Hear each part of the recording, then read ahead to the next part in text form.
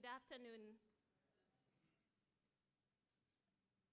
So I'm here to speak to you about the roles.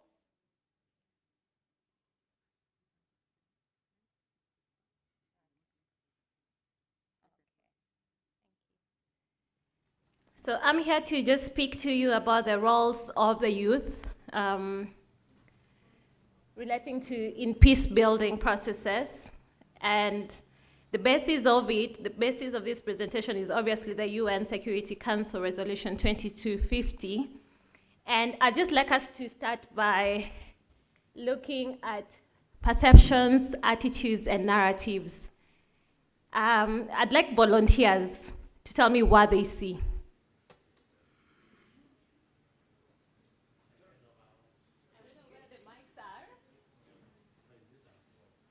So we could have one from this row, one from this row, and one from that row. But they need to,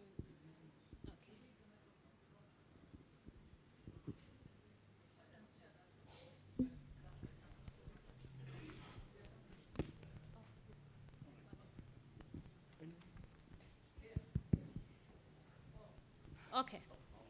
So first, yes? I can see a frog. A frog, thank you. This row? Yes? It is a frog, This side? Frog and water. And a rock. Is there anyone in the room who sees anything else? There's someone at the very far end.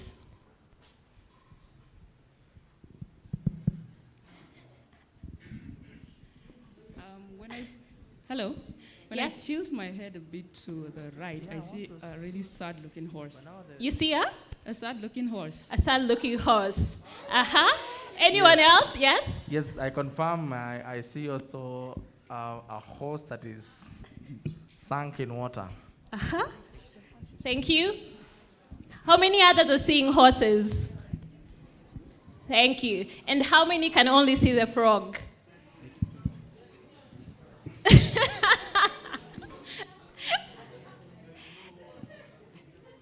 Okay. Let's try another one, because usually in class, I think my lecturers always told me you get people to warm up fast, and then maybe the second one, we might see something else. Sorry. Tell me what you see. Let's start with this side. I see two old people, thank you. Here, what do you see?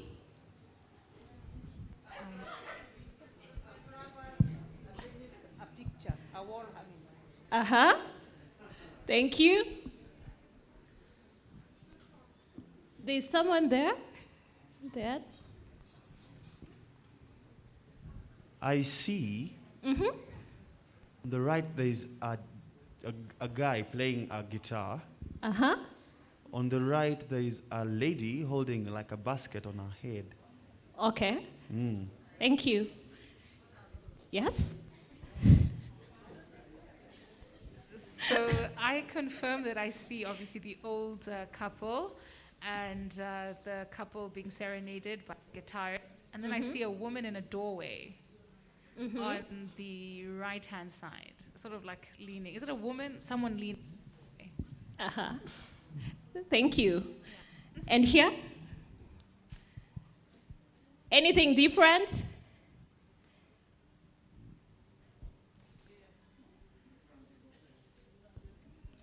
In the middle, there's a trophy, a golden trophy. Yes. Thank you. Can anyone see anything on maybe the old man's ear? Yeah? In the doorway. I see something like a sidewalk. Okay.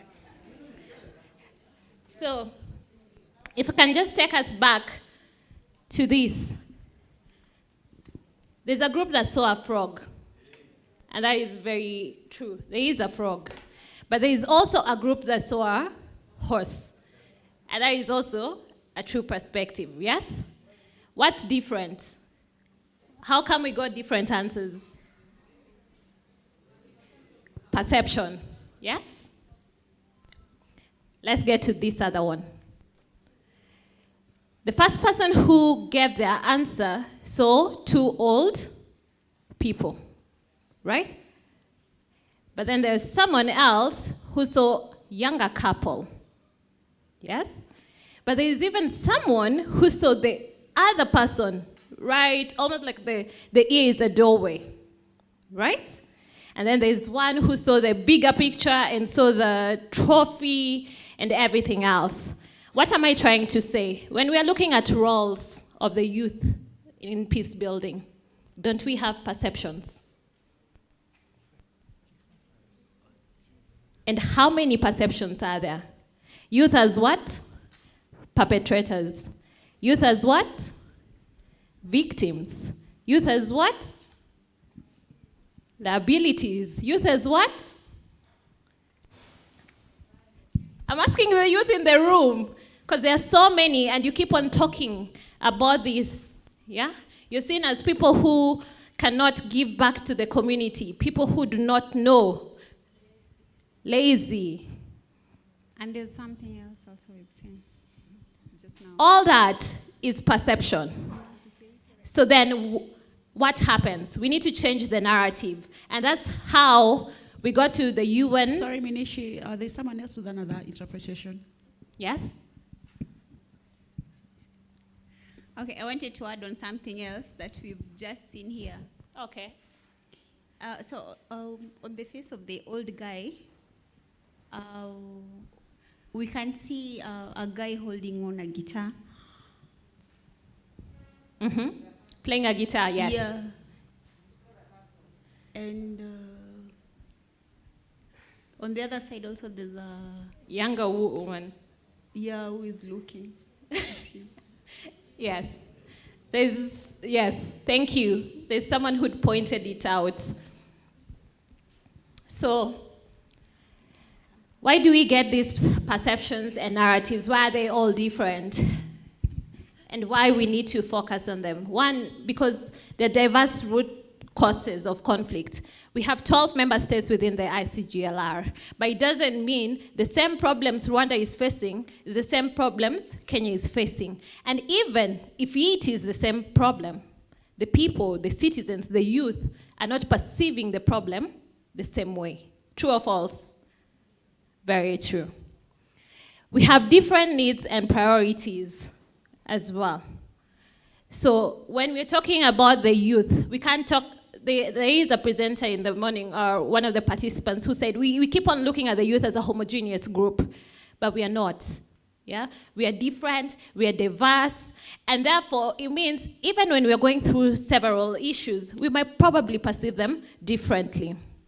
The youth identity paradox. It's a paradox. Why? Let's just start by age. Yeah, you look at the UN Security Council resolutions. They define youth as 15 to 29. You look at the AU framework, it defines the youth as 15 to 35.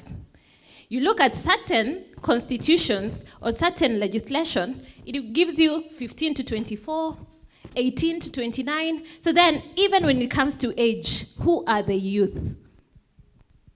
Perceptions. Remember, you'll go somewhere and a 70-year-old will stand up and say, I'm also? Thank you. And the contrasting notions and realities of the youth, obviously, yeah? The realities of today might not be the same. What I'm facing, the challenge that I face today as a youth, may not be the same challenge I'll come and tell you tomorrow. So then how you will perceive that problem from me will then differ, okay? Then multi-sectoral programming, obviously. Because then when you're looking at peace and security, it's not in a vacuum.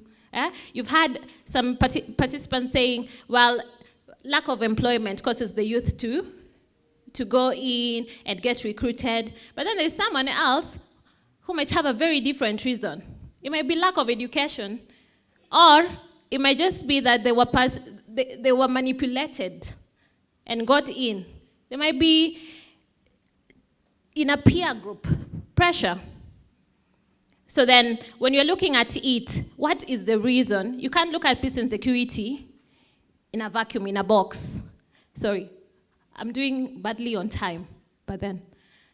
And then leveraging structures and maximizing capacities. So there are those people who could see a frog and a horse at the same time. Is there anyone who saw a frog and a horse at the same time? So then we need to go in and say, where are these youth? What is that strength of that youth? What is the narrative? And therefore, in establishing the UN Security Council, it was the first time the council came in and said, but these youth, who exactly are they? What exactly are they doing? Yeah? It's basically saying the Security Council recognized you as a force, yeah, as a power.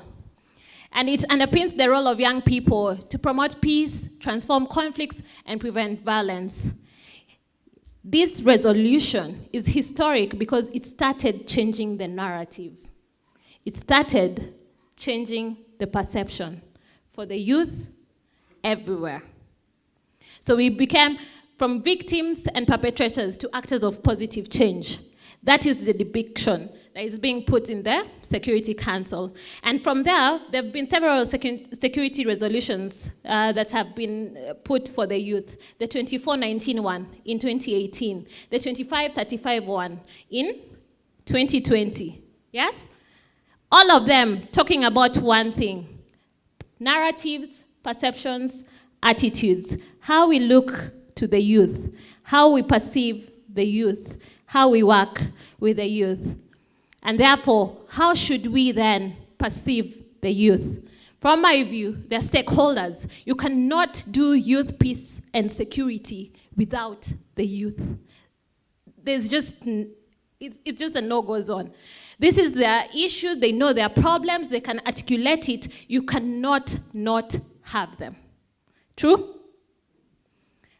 Decision makers. And this has been emphasized so many times. We need to get to a point where we stop looking at the youth as just a consultation. We'll just consult the youth. Yeah? They are decision makers. They know what is affecting them, and they have solutions to those issues. They are innovators. This reminds me when COVID just struck, there was a news, in the news, there were some university students who created, is it oxygen masks or something? Did you see it? The ventilators? Yes. Innovators who were at that time very young, yeah? So you have to give credit to the youth that whatever challenge, who had seen COVID-19 in 2020? No one. We couldn't have even thought that something like this would have happened. But then somehow, youth came in and innovated a solution. We are change makers. We want to see a better tomorrow, a better Africa, a better platform for youth participation. Everything that we want to do is change for the better. We are leaders, and not only for peace and security, but also in other fields as well. So when you're looking at the youth, I already just mentioned, we have diverse capacities. So then when you're looking at them as leaders, do not box them and say they are only good when it comes to education, or they are only good in politics, or they are only good in business. We are very diverse, and we can lead in whatever forum. We are peace builders. Of course, we are here today because we are passionate about the youth peace and security agenda. And in the UN Security Council Resolution 2250, 5 pillars are mentioned, and I cannot overstress participation. It has been said over and over again, youth participation, but how do we make it meaningful? How do we stop making it tokenistic? Yeah? So that it's not just a matter of a tick box, that the ICGLR will come here and consult and that's it. How then are you able as youth to implement and to participate and to be fully engaged in these negotiations? Then there is protection and prevention, partnership, also a common trend talking about working with other stakeholders, bringing in the academia for research, bringing in CSOs, bringing in the private sector, different entities, just for that, to advance the peace and security agenda. So then, why are we not making progress? Youth are contributing. Everywhere around this place, you'd find a youth somewhere is doing something as a stakeholder, as a decision maker, as a leader, change maker, innovate, something. We are doing something, but it remains unseen, understated, and undocumented. And that is why in this particular forum, and even in developing the regional action plan, we are focused on building up the evidence base.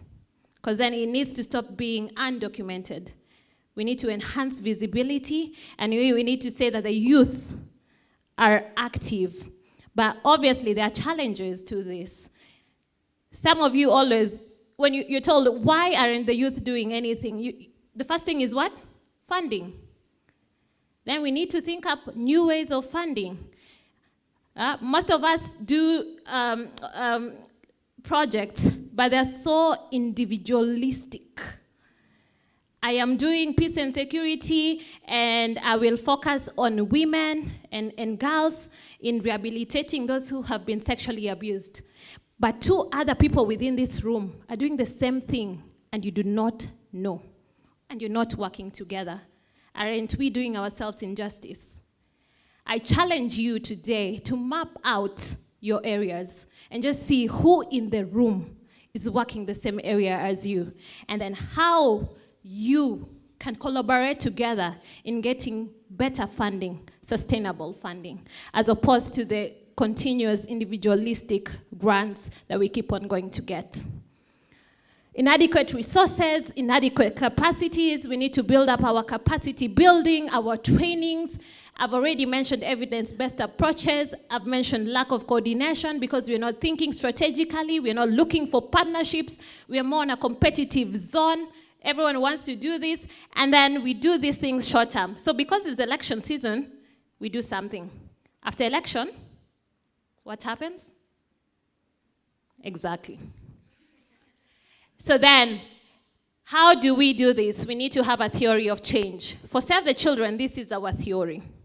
But then for the youth, what is our theory?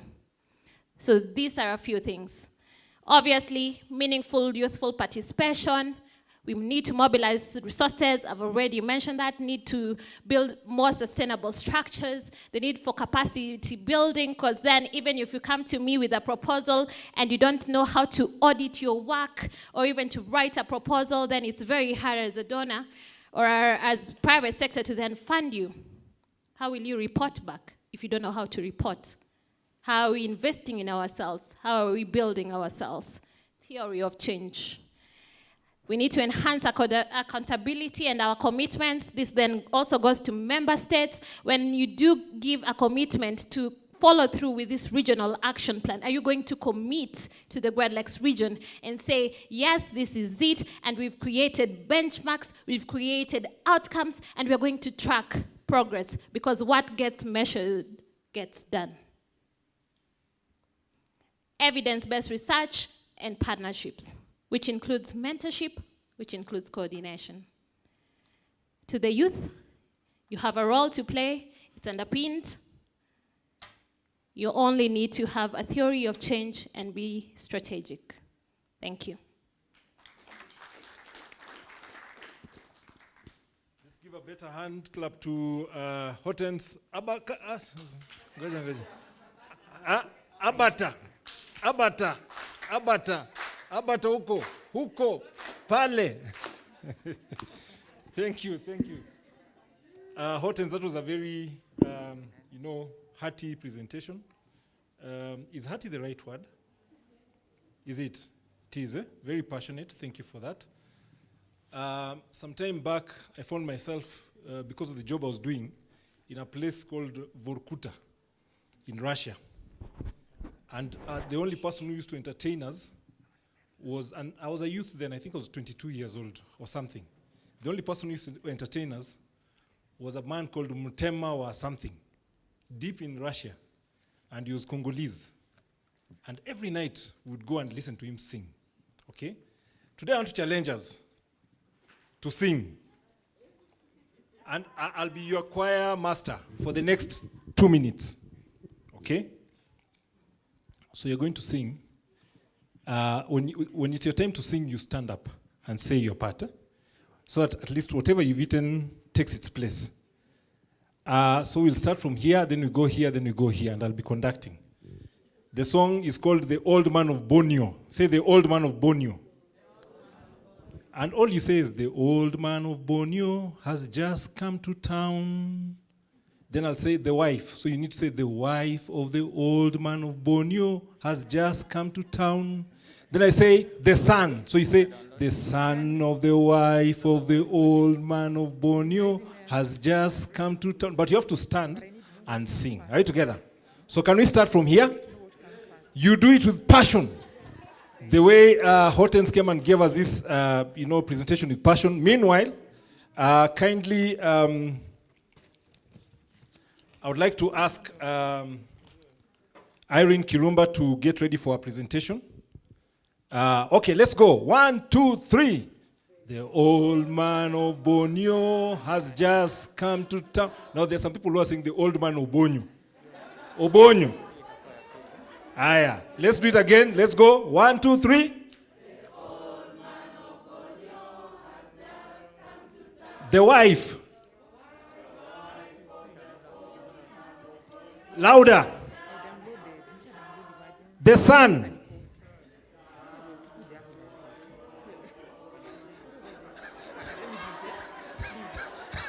Okay. There's a problem there. And I think those are mainly people who are not from Congo. Let's all stand and sing it together, like the entire, Great Lakes region. Okay, let's go.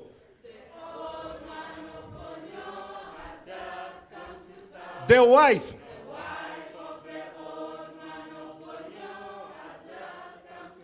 The son.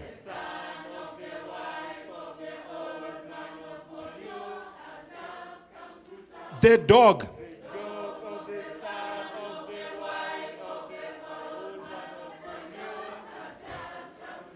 The tail. Of the dog of the son of the wife of the old man of Borneo has just come to town. The hair. The hair of the tail of the dog of the son of the wife of the old man of Borneo. The flea. The flea of the hair of the tail of the dog of the son of the wife of the old man of Borneo. The shadow. The shadow of the flea of the hair of the tail of the dog of the son of the wife of the old man of Borneo. Ah, wonderful. Clap for yourselves, clap for yourselves, clap for yourselves. The only problem I have is with these people here. These ones. These ones are from Nini. They're from Borneo. These are the people of Borneo. Thank you so much. You're a wonderful choir. Irene Kirumba is from ICGLR, Youth Forum. Karibu sana. You have 5 minutes, not like the 5 minutes that Hortense had, the real 5 minutes. And I'm going to instruct a young person. The gentleman from Mozambique, where are you? Ah, that's the man. So what you'll do is when 5 minutes are over, just shout with your loud, strong voice. Say, time is up. Say that. Time is up. Ah, wonderful. But before time is up, you can tell her, you have 2 minutes. Say that. No, we want to hear your voice. Okay, let's clap for Irene Kirumba.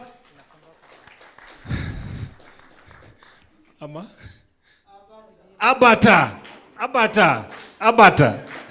Thank you. Thank you. You're already clapping for me before I present. That's good. My name is Irene, and I'm from the ICGLR Youth Forum.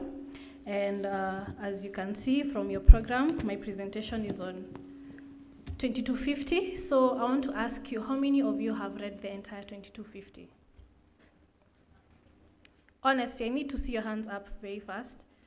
Okay, how many of you have read 2419? All right, how many of you have read 2535? All right, so basically we are discussing 2250, and yet some people have yet to read it.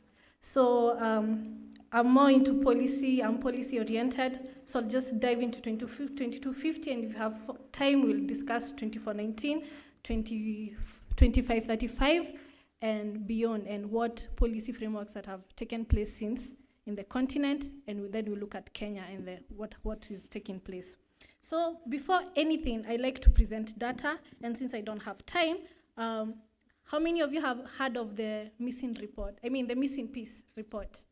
Only one person. So when 2250 was adopted in 2015, part of recommendations was that they urged the Secretary General to conduct a research on youth participation in peace and security across the globe.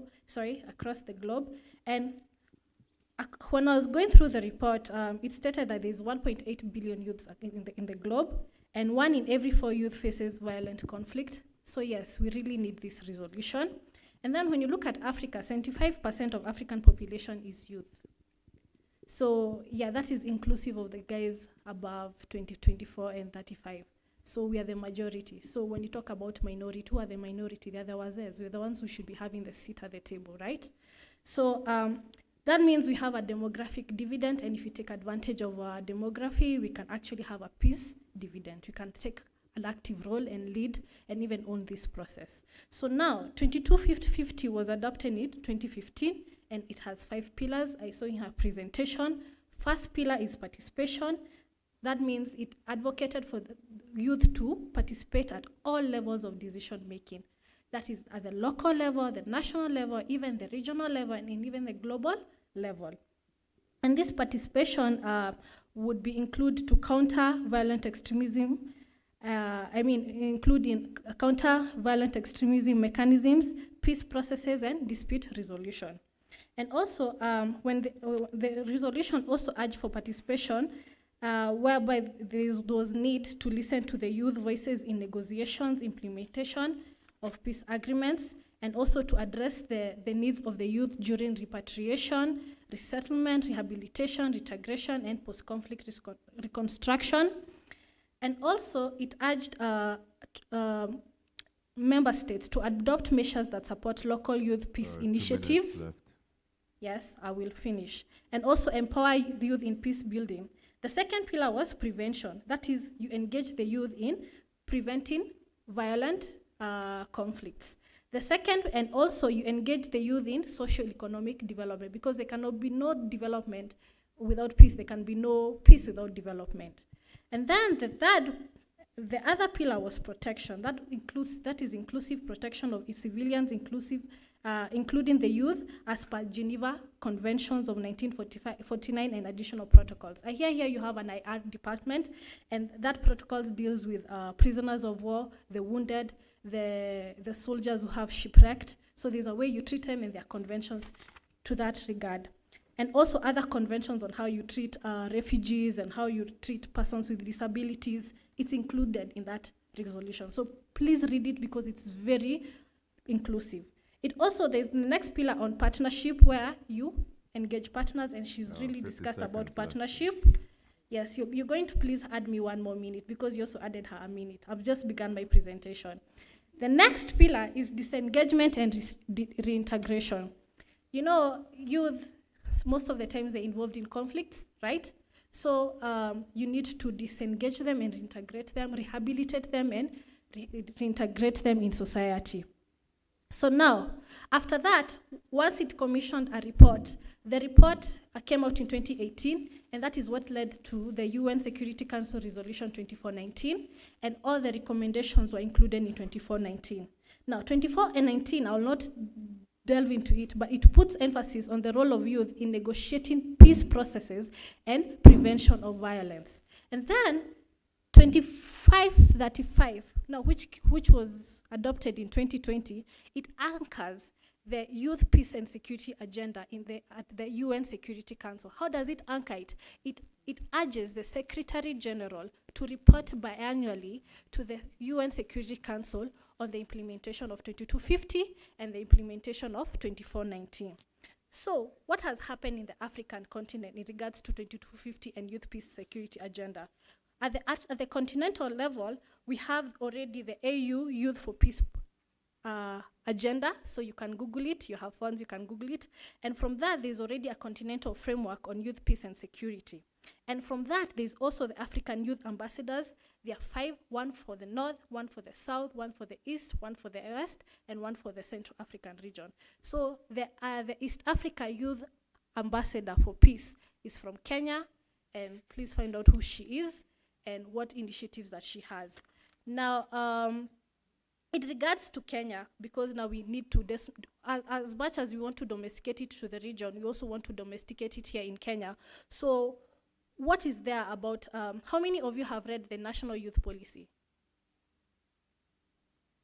So 1 hand. Seconds, yeah. And yet, 2 hands. And yet, we keep saying we are youth, we are not included, and we want to take leadership, and we want to be the ones in control. And yet you cannot read these policies that are in place. I don't think we are really serious about matters affecting us, because if you really were, you would know that there's a national youth policy and there is a provision in the national youth policy on the role of youth in peace and security. There is a provision. And the catch of that policy is, yes, it's a very beautiful policy, but it says, yes, I'm done.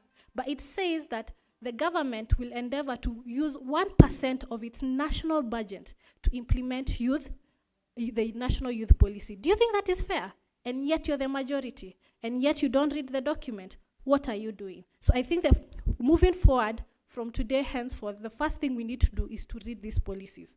Last but not least, the issues of youth are anchored in the Constitution of Kenya. We cannot wish them away, because according to the Bill of Rights of the Constitution of Kenya, there's a provision for special application rights, and one of them is the youth, and that is Article 55. It talks about affirmative action measures. I had people saying we are not affirmed, we are not included. It is there. It is your right. It is your constitutional right, and you can go to court and do that, and even hold your government to account that if they do not domesticate this resolution, it's actually anchored in the Constitution. So it gives, it talks about affirmative actions. So last but not least, because you gave me very minimal time, I want to discuss the opportunities we have. As there are only 3 opportunities, and I'll just state them. We as Kenya have in implementation of 2250, both locally and regionally. One is that Kenya is a non-permanent member of the Security Council, and we just began our tenure on January 1st. So as you can see, there are usually new resolutions after every 2 years. Why can't we sponsor the next resolution on youth, peace and security after we report? Because I heard there's research, and in the research there's audit and there's report. Number 2, Kenya is a member of the AU Peace and Security Council, and our tenure started in 2019, it ends in 2022. Did we know that? And what advantage can we take of that? Last but not least, our president. You know, you need political goodwill to implement a resolution. Our president was named the Global Youth Ambassador. So what can he do for us in domesticating this resolution? That said, please read the policies available, read all these resolutions, then you domesticate them. Otherwise, we'll be domesticating something that we know nothing of. Thank you.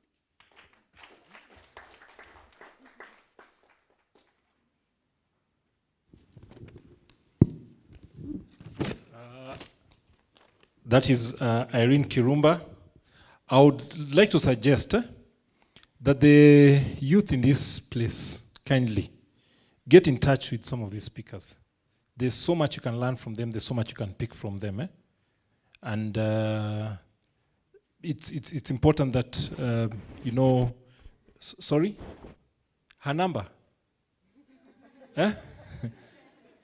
They're asking, IG yako ni nini? What is it? Yeah, get in touch with her. Get in touch with her, get in touch with Hortense. Get to know what they know, because it may just, take you to a totally different level. Okay, hand clap. They are the other ones that you had, Ken. They were very interesting, eh? But let's do Kiribati. Eh? No, let's do Abata. Thank you. All right, thank you so much, Irene. I would like to call Diana Ouma from Horn of Africa. You are ready? Haya, kuja utuambie maneno mawili matatu. There was supposed to be David Momanyi, but David Momanyi is not here. So,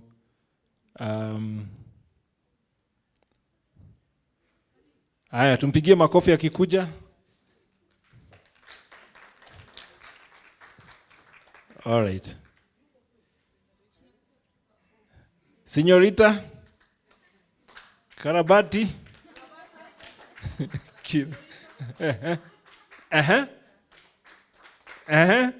What was the other word? What else? Señorita? Oh, for when she leaves, eh? Okay. Karibu. You'll take how many minutes? 2. Okay, thank you. Good afternoon, everyone. Thank you so much, George, for ambushing me like that.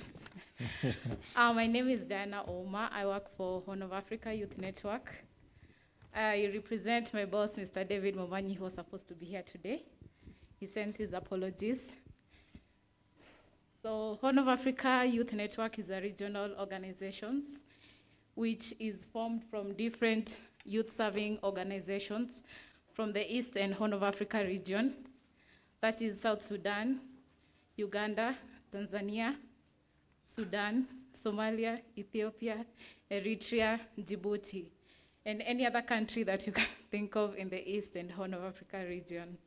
So we have 5 thematic areas in the Horn of Africa region. That is child rights. We have child rights department. We have economic empowerment department. We have a department of climate change.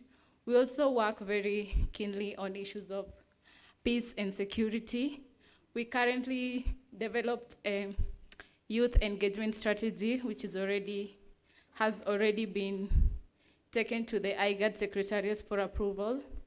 We are very humbled and honored to be here and just to listen on how the Horn of Africa can help in fighting the issues of peace and security. Since, again, in the Horn of Africa region, most of the countries in the Great Lake regions, roughly 3 to 4, 5 countries are in the Horn of Africa region. I guess that's all I can say for now. Thank you. Señorita.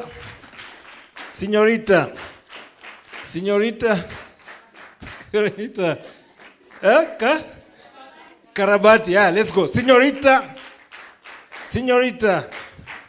Karabati. Oh, Karabati, you prolong it, eh? I will learn these things. You know, some of us were born with no musical skill. Eh? I just want to ask a question on this side, eh? And allow me to indulge you a little bit. Please name 3 cities in the Horn of Africa. Anybody from here? 3 cities. Tafadhali usiseme Rongai. Don't talk about Rongai. Rongai is not a city. Yes. Sorry. Kampala. No, we are not there yet. Nairobi. Djibouti. Okay. Djibouti is not in... it's in Horn of Africa. Eh? All right. Okay. Name 3 cities in the Great Lakes region. Here. 3 cities. Kinshasa. Kigali. Did I hear someone say Rwanda? Kirwanda? Apana. Sorry? Brazzaville? Sorry? Nairobi, thank you. Sorry? Rwanda. Oh, Luanda. Okay. Dr. Chesang said Luanda in a different way. Here, name 3 lakes in the Horn of Africa. Lake Albert, Lake Victoria, Lake Kivu, Lake Tanganyika, Lake Kivu, Turkana, Lake Naivasha. You're just naming lakes in Kenya. Okay. Kindly name 2 cities from Mozambique. Maputo? Sorry? Filankulos. Hiyo hata mimi sijaijua. We normally know Maputo, and the other one that is known is Foreign Affairs. Oh, so there are people here who have got inside information. Okay. Thank you very much. Please clap for yourself. Señorita Karabati.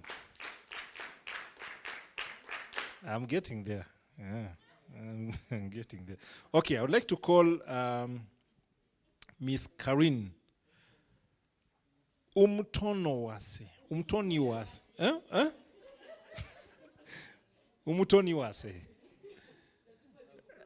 Wow. Please clap for us. She comes. Señorita Karabati. My gentleman from Mozambique, you know your job. Good afternoon, everyone. I don't know if Mozambique is corrupt, but I'd like to throw some shillings into your account for 2 extra minutes, tafadhali. Kwa watu wa mtaa. Watu wa mtaa tuwezi tukarakisha maneno. My name is Karin Umtoniwase. I'm here to largely talk about YPS and how it has been adapted in Kenya and what we, the young people, can do. Allow me to big up and salute the most important people in this audience, who are the young people. I thank you for making time to come to this forum. This is our agenda. And I know the people that have spoken before me have said it's not going to be successful no unless we intentionally invest. And I will use Sheng, Kiswahili, English. Wale wana translate mko sawa. So for those who know or have seen me present, I usually love to start my presentation with this image. And I'm sorry we might not have enough time to discuss this image now, but maybe in the forum on Friday.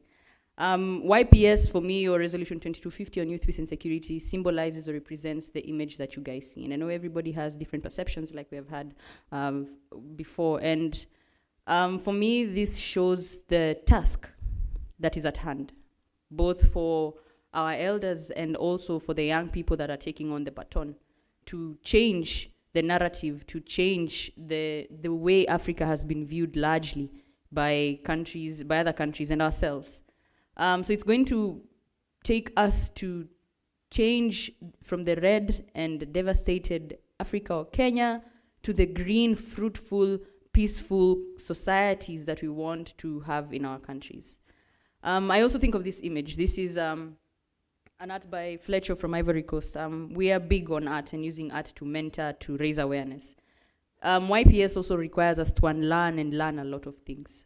For years, we've been taught how to respond in aggressive ways. Kenya is actually known as a passive-aggressive nation. We've been taught how to respond with our fists and not our minds and our hearts, which should be where most of our engagements stem from. The Bible says, as a man thinks, so is he in his heart. So why 2250? Why is it important in Kenya? So first of all, in Imbradia 2250 na big up my youth wote when you wanna promote peace. If you're a young person working on peace in any way, this is your resolution. Inashow pia gava support my youth peace builders kwa hustle yao na pia protect haki zao wasinyanyaswe. We face a lot of challenges on ground when you're trying to push peace building initiatives, human rights initiatives. Pia inaomba organizations za peace, like ICGLR, zishikane na my youth because hao ndio wataleta amani mtaani. Yes? And again, even, thinking about the plan that ICGLR put forth, it will need to be anchored at the grassroots level for it to be sustainable and successful and to outlive us, which is what I'm hoping we are trying to do here. So 2250 is important because it supports a new narrative of youth, not just as victims or perpetrators, but as agents of peace. It also provides legitimacy and recognition for young people. This is something that as young people we honestly do need, recognition of the agency that we possess and legitimacy of our work. Utaambiwa you're not, hii kazi yako umefanya miaka ngapi? Mwaka moja. We jipe miaka zingine kidogo ndio tuanze kukusikiza. Right? And then it brings visibility to the initiatives and actions initiated by young people. It promotes youth representation in participation. It highlights gender equality as a tool for peace. And you know that gender has been used, and sir, you can correct me if I'm wrong, it has been used as a tool for conflict and war, especially in the DRC. And then it ensures evidence-based approach. Evidence-based approach. We just don't want to come and build castles in the air. We want to have indicators and we can measure our work and have evidence-based approach that inform our initiatives. Yeah, that's why I was so impressed and glad that Professor Laban made his presentation. So what has been done so far? Allow me to quickly go through this. So research has been conducted by NSC. This was done in 2018, and it sought to provide a baseline for NAP 2250. We have also had UNSCR working on a localization framework, specifically anchoring YPS in the Kenya Youth Development Policy, which Irene has asked us to read. Again, one of the things about Footprints for Change, we believe that we are a learning organization and information is currency. If you need the Kenya Youth Development Policy broken down in images that I know you young people mnapenda, kindly reach out to us and we can share them. It makes it easier for you to understand the policy because it's a very long document na najua tupendi kusoma. 2 minutes left. Thank you, sir. Have you added my 2 minutes? Okay. And then YPS has been incorporated in the second National Action Plan on 1325, which will span up to 2024, specifically mentioning supporting in the documentation in addressing issues of violent extremism. We have counties like Kwale that have really gone above and beyond on Pillar 5 in efforts to stop radicalization. So YPS adaptation is happening in silos in different spaces. So we need to also have collective way to address it.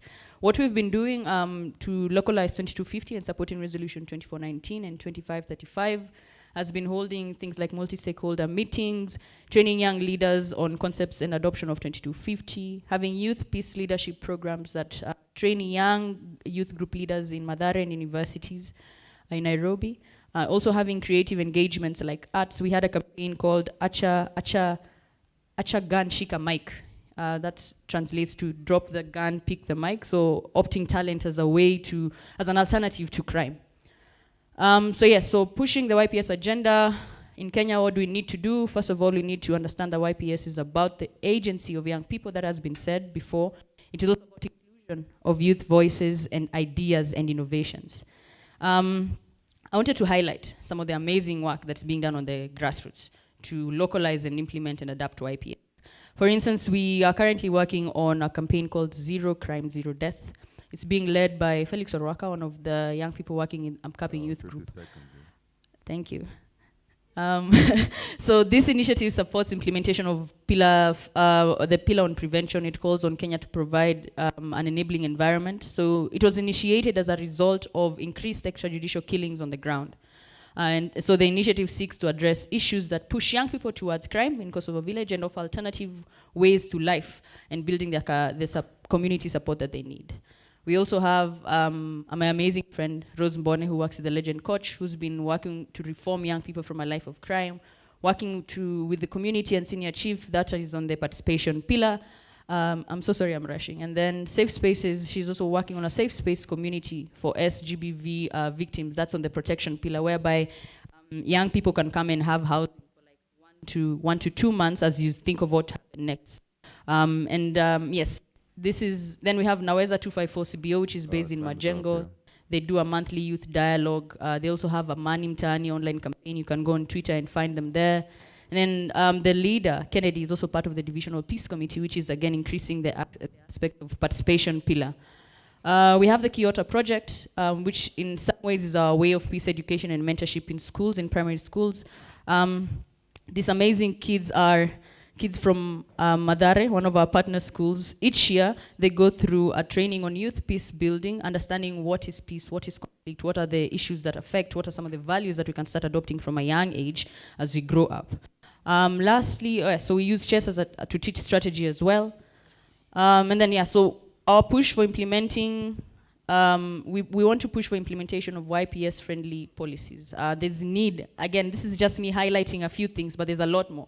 Implementation of the Coroner's Act, which provides that everyone has a right to life. So it would ease investigations into extrajudicial killings if our government actually implemented it. We also want to push for the adoption and implementation of Kenya Youth Development Policy that focuses on youth mainstreaming, and the development of our own national action plan. Hopefully we will leverage on what has already been developed regionally so that we don't duplicate, but cascade it down. Yes, what's happening in 2021? We're trying to create a consortium. You guys are most welcome. The more young people we have on this, the better it is that we'll build a coalition that can actually implement 2250, not as a means to an end, but as a tool to help us address our issues. So we want to create awareness. We'll be coming up with a YPS Mtani popular version, lobby and advocate for enhanced support in YPS, and develop a central documenting tool, which is something that, again, has been pointed out as a gap. Yes, I'm seriously like done. This is a quote I'd like to leave all the young people with here. It's by Frantz Fanon. It says that each generation must, out of relative obscurity, discover its mission, fulfill it, or betray it. So, guys, are we going to fulfill or betray the mission that we are being given? Again, recommendation from the missing piece talks about inclusion, investment, and partnership with young people, and there's nothing for us without us. Thank you very much.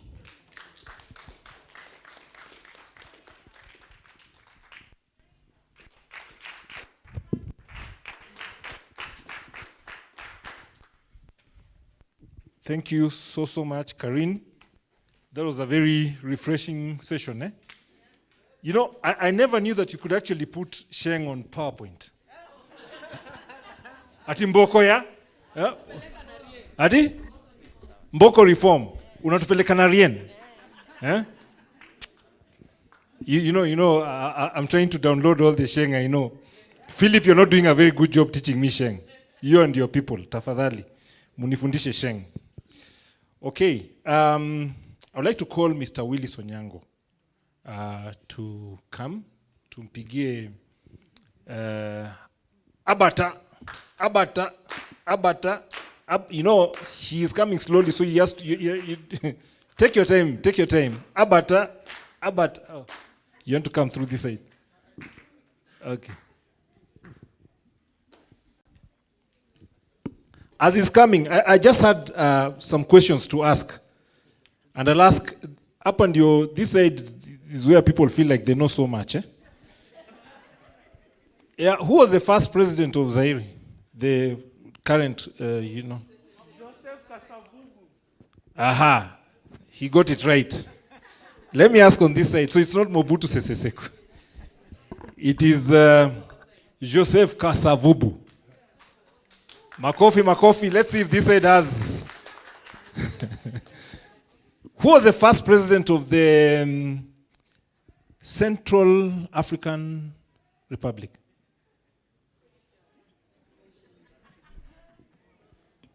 Okay, let me ask you a harder question. Who was the first president of Kenya? First president of Kenya? You see, they've got. Clap for them, please. Clap for them. I'm coming to that other side. Who was the first president of the Republic of Congo?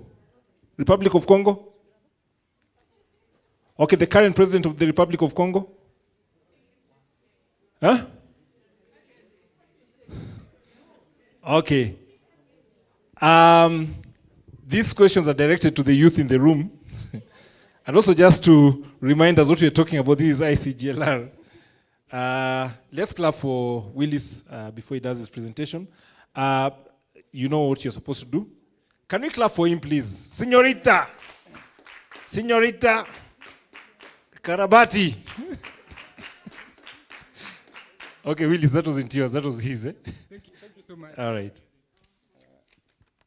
Thank you so much, George, and for extending an invitation to me and my organization to come and be part of this exciting forum. I want to present to you two graphics. One is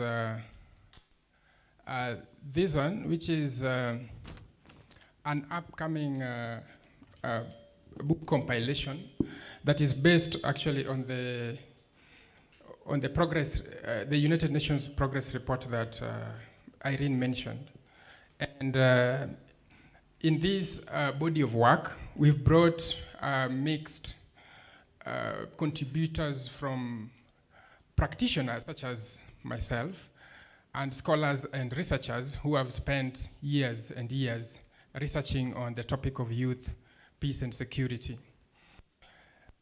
It has been 1.5 years process of writing, and it is, I dare say, the first book globally to be based on the United Nations Progress Report, as well as the United Nations Resolution 2250, of which I'm honored to be one of the 2 only contributors from the African region to share experiences on us being on the front line of working with the young people in pursuit for peace, security, and stability. It's edited by Marisa, who is a scholar at George Washington University. And as you can see the description, it is purely based on the recognition that the United Nations had that young people have a clear role and maybe mandate, if you wish, to contribute effectively in maintaining peace and security within our communities. Can we scroll up?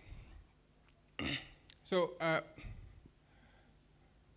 yes, just up, yeah, up, still. Yes. So my contribution is chapter 10, which is the question, the overriding question is digital media the next frontier of fighting violent extremism among the youth? And it is also on the 5th pillar of the progress report, which is on disengagement and reintegration. The premise that if you engage and you reintegrate previously disengaged youth publics, you can forge a pathway towards peace. And we have documented lessons from our work here in Kenya. The Youth Cafe is a Pan-African youth organization headquartered in Kenya, but with active projects in countries actually, including the DRC, Sudan. The case study that we presented was on how we engaged young people in social and using digital and social media in the lead up to the last general election in 2027 to come up with a document which was seen as a transformative and a rallying, a clarion call, if you wish, that young people can help reimagine our society and play a pivotal role in socio-economic life of a country. And through this body of work, we compiled what eventually became known as the Kenya Youth Manifesto, the very first non-partisan, all-encompassing manifesto for Kenya youth that I also authored and contributed to the global knowledge and understanding on the role that if you engage young people, you give them mechanisms and channels through which to express themselves, then their options to pursue violent extremism or conflict as a means of self-expression and to be heard would be diminished. That is the major thesis of our contribution. And as we also, and as has been pointed out by some of the contributors, looking at the digital media, the legal frameworks that underpin digital media as mechanisms to also, propagate sometimes fake news, sometimes hatred, sometimes hate speech. Yet the regulators may be very far removed from the area of or the region of performance. So, looking at the role of technology companies, role of big technology corporations, WhatsApp, Facebook, Google, and their role in helping young people understand the community rules that underpin the platforms so that they're used for positive force and not as a counter force to propagate violence and hatred. I want to share with you a bit of the organization that I represent, the second graphic. The Youth Cafe is founded in the year 2012 by a group of young people who were called upon by the United Nations to give input to the post-2015 agenda at that particular time through the outreach consultations within the high-level panel of eminent persons. To date, we work across 8 priority areas, and one of those priority areas is on peace and violence prevention. And most of our work has been focused on advocacy and research. Actually, we are lobbying currently the US Congress to adopt the first bill on youth peace and security. And I think that can be used as template or as benchmarks for countries such as Kenya to adopt a specific legislation on youth peace and security, working with the member of Congress who is sponsoring actually the bill in essence. But we have also have other focus areas on education, on arts and culture, on democratic governance, and on the universal health coverage. Actually, within the context of COVID, we are pioneering a program to empower young people in the framework of mental health in the context of COVID-19. So this is my presentation and contribution to the action plan that is being developed. That let us look at the contribution, particularly at international level, because in most instances, peace is not a local function. It is very complex. There is international dynamics, there is local dynamics. Funding for most peace efforts come internationally, not locally. How can we change that? And then the role that digital media as new frontiers play in either advancing or promoting violence tendencies among young people. Thank you so much, and the Youth Cafe is on social media as the youthcafe.com, and it was a pleasure being part of you. Thank you. Abata, abata, abata, abata. Thank you very much, Willis. Something that Willis has said that is very, very profound for me is the issue of engagement. Thank you for mentioning that. One of the things that we discussed some time back, I think with my brother Ken and a few other people, was this issue of engagement. And I think that's one of the things that we need to probably even walk out of this place with, that increased engagement. So thank you for bringing that up. I would like to invite from SOS Kenya, Mr. Simon Modi. Tumpigie makofi. Abata, abata, abata, abata. Yeah. Iye abata inanga funga na kufungua. Okay. Karibu. Asante. Ladies and gentlemen, good afternoon. My name is Simon Moody from SOS Children's Villages Kenya, part of the SOS Children's Villages International. And we're so happy to be here to share in this very important discourse on youth peace and security. In the interest of time, I wish to change the approach. And I just want to ask a question to the participants. How many of us believe there is peace in Kenya? There is peace in Kenya. Youth peace. Only 1, 2. And how many believe there's no peace in Kenya? And it could be a relative approach. Huh? Why am I asking this question? Because we are, for the last 6 months or so, we have had experience of so many episodes of happening among young people and children. I'll give 3 or 4 examples. One, those who have been in Kenya for the last 2 weeks, we have witnessed a young man killing an entire family. Are we aware of that? Some time back again, we realized that a number of youth are banning schools left, right, and center. Are we aware of that? I don't know. Are we aware of that? Also, during COVID-19 period, that's between, let me say, August all the way to December, so many young girls, school-going girls, got pregnant, and they attribute to border guys. True or false? Is the case? Okay, finally, again, we have a number of political chaos happening. Thank you. We saw some young people being misused in some areas of the country. I don't know why it could that be.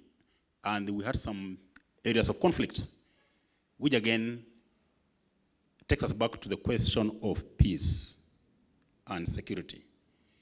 So can we say we have peace amongst our young people? And for me, I think, and I really want to appreciate Professor for giving us a new approach, the whole question of relooking at the youth agenda, defining what youth is, the problem of unemployment, underemployment, and all those kind of concepts. So what am I saying here? That we have youth seemingly, or the country seemingly to be at peace, but we do not have peace at the same time. In other words, we're saying youth have intra-conflicts. Other people at times will say peace is not the absence of war. In Kenya, we tend to believe since there's no war, there's peace. And for me, I think otherwise, that so many, we see effects. We see what we have just mentioned here. Young people causing chaos, vulnerable children, so many things happening, meaning there's so many unsettled issues among our young people that need to be dealt with. So at SOS Children's Villages, Kenya, we try to respond to these approaches, and we want to partner with stakeholders to look at this thing in a very intensive way. For instance, we have psychosocial programs. Of course, you look at the background of the youth we are addressing, that those who have lost parental care and those who are at the verge of losing parental care. So we have to go back to the script and address those issues that will help these young people, will make the young people get into chaos, get into conflict. So we have psychosocial programs that tend to help us address all these challenges. Now, this should be another area of discourse.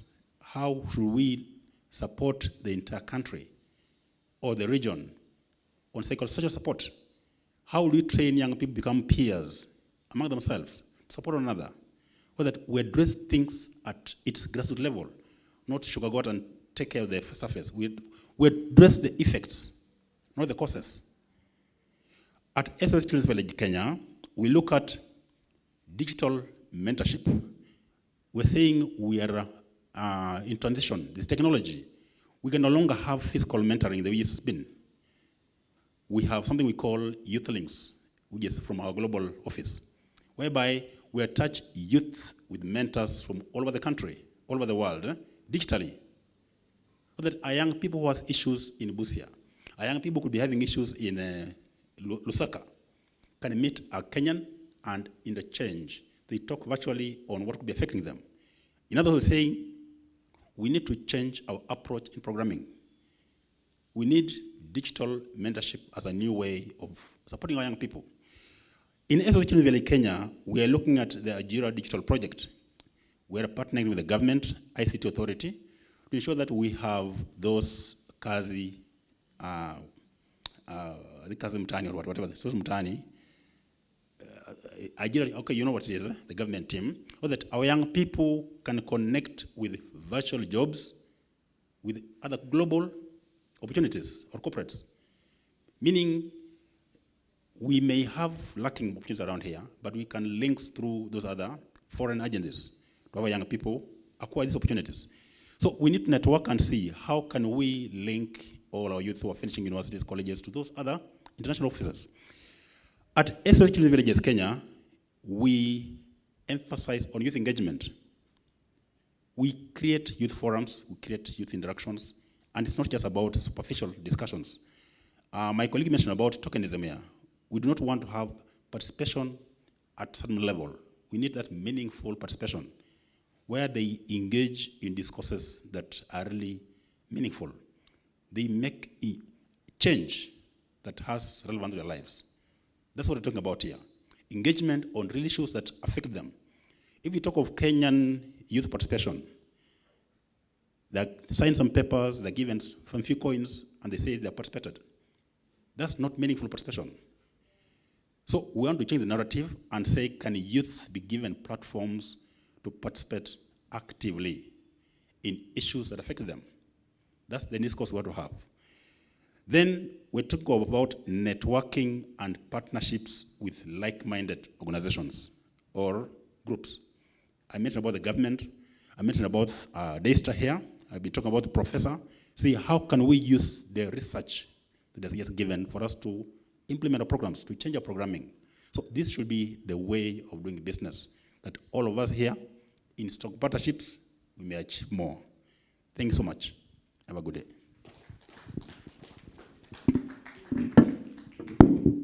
Abata. Okay, I would like to invite Mr. From Oxfam. Let me just confirm the name, sorry. Yes, Mr. Martin Namasaka. Abata kubwa, abata. Aye, karibu. Thank you. The presenters are really trying to minimize on time. We really appreciate that. Asanteni sana. Good afternoon, ladies and gentlemen. So my name is Martin Namasaka, and I support Oxfam in media, comms, influencing, and also advocacy in the Africa region. And in the Africa region, we've been trying to work on tackling inequalities and also on transforming conflicts, which is why we have been keen to be part of this convening on peace and security. So my presentation is focused on the role of development partners in supporting the youth on peace and security. And as development partners such as Oxfam, our key role is on to invest in young people's capacities, agency, and leadership through substantial funding support, network building, capacity strengthening, recognizing the full diversity of the youth and ways that young people actually organize. And we, as development partners, not necessarily Oxfam, but all that are working on peace and security, we can be able to help build the capacity of youth by ensuring that youth actually participate in conflict analysis, gender power, to map out youth engagement in public sphere and also peace and security issues. And one of the other things that we can do in regards to capacity building is to provide youth groups or even partners with ongoing accompaniment and peer-to-peer mentoring. I'll come back to what Oxfam is actually doing in all these areas. And then also it's our duty as development partners to train traditional leaders or even just local leaders on inclusive policy making, and that will cater for the whole issue whereby the youth are excluded in these policies that we always make. So it's our duty as development partners to train the youth to train local leaders on inclusive policy making, and also to build the capacity to influence, to advocacy, to influence also and also for the youth to do advocacy and also to organize dialogues and forums between youth and peace and security actors. So for Oxfam, how we've been trying to build the capacities of youth organizations has been on 4 key areas. And one of them is for the youth to have capacities to self-organize. What do I mean by self-organizing? So for them to have improved understanding on regulatory frameworks, institutional governance, resource mobilization, management models, and things like human resources. And also to have the capacity to act. Not every youth has that capacity to be able to believe in themselves so that they can be able to act For instance, so someone mentions that 2 billion Kenyan shillings is stolen in a day, but do we have the capacity? Do the youth really have the capacities to act? So one of the things that we've been doing is to try and build the youth capacity where we can so that they can be able to operate as well, to demand public accountability and responsive public policies. The other thing is that we've been focusing on is to ensure that there's that capacity of the youth to learn, to ensure that the youth CSOs are more adaptable to change in the environment and they become more resilient. And lastly, our focus on youth has been to ensure, in regards to capacity building, is to instill the capacity for them to be able to innovate, to unlock the potential of using new technologies. Digital influencing is quite a big thing now, and even if, as we've seen with the evolution of COVID, digital influencing is the new thing now. So the youth need that capacity to be able to innovate, and also to be able to use new technologies. So the other thing that we have been doing at Oxfam is also, and as what the other development partners should do, is to provide funding support, because most of these youth-led organizations do not have the necessary funding to strengthen their institutions. And how should we be able to provide this funding? So we should provide flexible funding designed with the specific needs of youth organizations in mind. The funding should provide opportunities for small-scale projects and initiatives and innovative risks-taking programmatic approaches.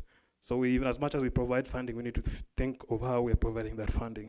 And then we also need to prioritize, as part of the funding, support to youth organizations, the building of organizational capacity to increase their financial sustainability and their impact, the impact of the work. Because it's one thing to give them funding for a certain period of time, but we need to think long term. So after the funding, what happens next? Then the other thing that I believe is a role of development organizations is for us to help address the violence of exclusion. There's been so much talk in this room about exclusion, where the youth are not participating in policies, or they're not part of the decisions. So one of the things that Oxfam is trying to do, and what I believe other development organizations need to do, is to adopt and support the use of quotas for the direct and gender equitable participation of young people in all phases of formal peace. And also we need to prioritize opportunities for young refugees or special people, special groups, also internally displaced persons and migrants from host communities, to share their peace and security challenges. The other thing is we need to be able to, as development partners, to expand digital networks to remote communities to support meaningful and inclusive participation of young people. Then the key thing that Oxfam is trying to do is to focus on transformative partnerships. We're actually looking for young people to partner with, so that we can be able to strengthen the institutions so that they can be ready to be able to participate in some meaningful discussions. So we are looking for, we are focusing for the Africa region, we are focusing on transformative partnerships, and a key part of that is to work with youth-led organizations to promote peace and security in the whole East and Central of Africa region. So just briefly, in the interest of time, I'll try and highlight some of our work with youth in promoting peace and security. So we've been working on promoting youth programming, and this has been in projects in Ethiopia, where we have been empowering the youth to build their economies to subsequently reduce their impact on perpetuating conflict. We've been also working in Uganda, where we've been targeting youth in marginalized communities to equip them with necessary skills and capital to improve their well-being. And in Uganda, there's quite a lot of refugees from South Sudan. So we've been trying to also work with those refugees to move them back, transition them back into their country. Then we've also been providing financial support and also helped these youth who have been marginalized to access, to expand access to justice. And we've also been working with youth-led organizations. Recently, we've just supported the YouLead Summit, which is an annual summit. It's actually one of East Africa's largest forum on young leaders, mentors, government officials, youth organizations, representatives from all the 6 ESC partner states. So we helped to support the EU Lead Summit. And one of the key areas that we're taking forward in this year with this particular group network of youth is to build their capacity on digital influencing, advocacy, and also support them in areas of implementation of the UNHCR 2250 resolutions. And also we'll be supporting them on peer-to-peer roundtable conversation for experience sharing on implementation of peace and conflict resolution. The other thing that we'll be looking to work with this network of youth is on tax justice.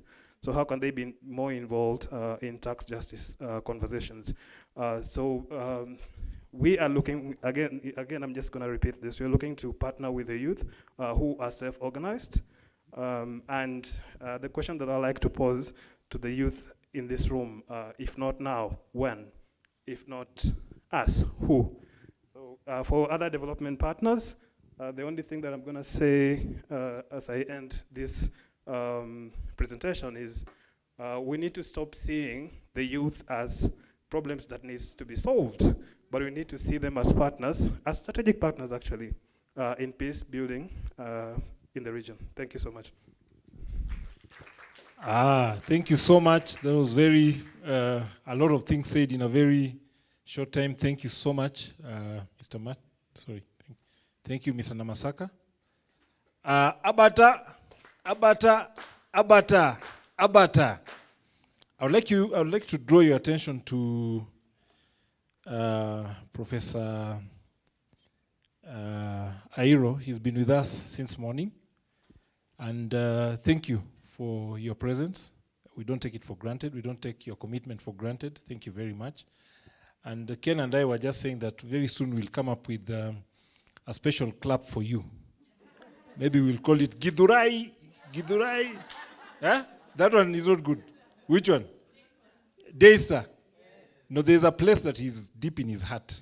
Yeah, he told me about it.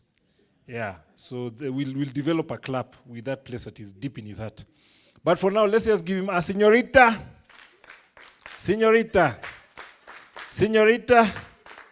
Karabati. Thank you. Okay, I want to call upon my dear brother, Dr. Amata. But we're not going to say Amata. No. We'll just say Abata.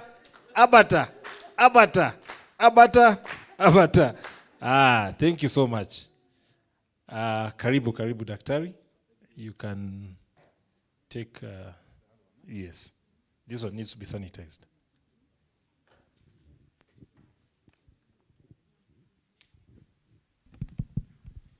Good afternoon to you. My name is Dr. Ivan Samata. I'm the moderator for this session, which should be ending perhaps in less than 30 minutes. So let's be patient. If our Vice Chancellor can still be seated, please. You should also remain seated until we get to the end of this program. Now, I think you would agree with me that Dr. Peter, George Peter, has done very well. He also deserves a clap, isn't it? Yes. So I want us to give him this clap, this señorita. Okay, señorita Karabati.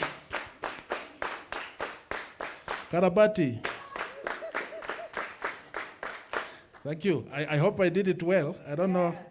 Munishi knows whether I did it well or not. She's the person behind that club. Now, I think I'm saying that we are getting almost to the penultimate of this particular conference. Many terms have been used here. We've had terms like 2250, UNHCR. That is the resolution 2250. We've had terms like youth and peace, security, marginalization, exclusion, and the list goes on.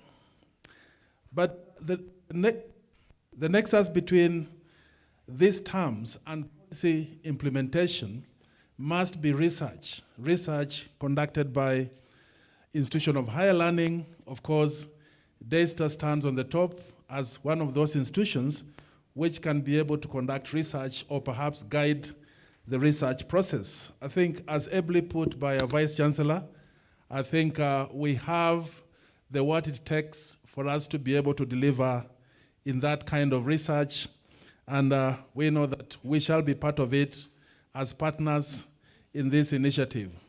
Now, to talk about the role of research in policy formulation and implementation, I invite Sister Professor Agnes Lucy Lando, who will be taking a few minutes.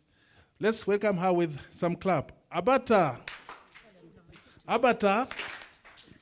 Abata. She took a very long route. Eh? Okay, Senorita. Senorita.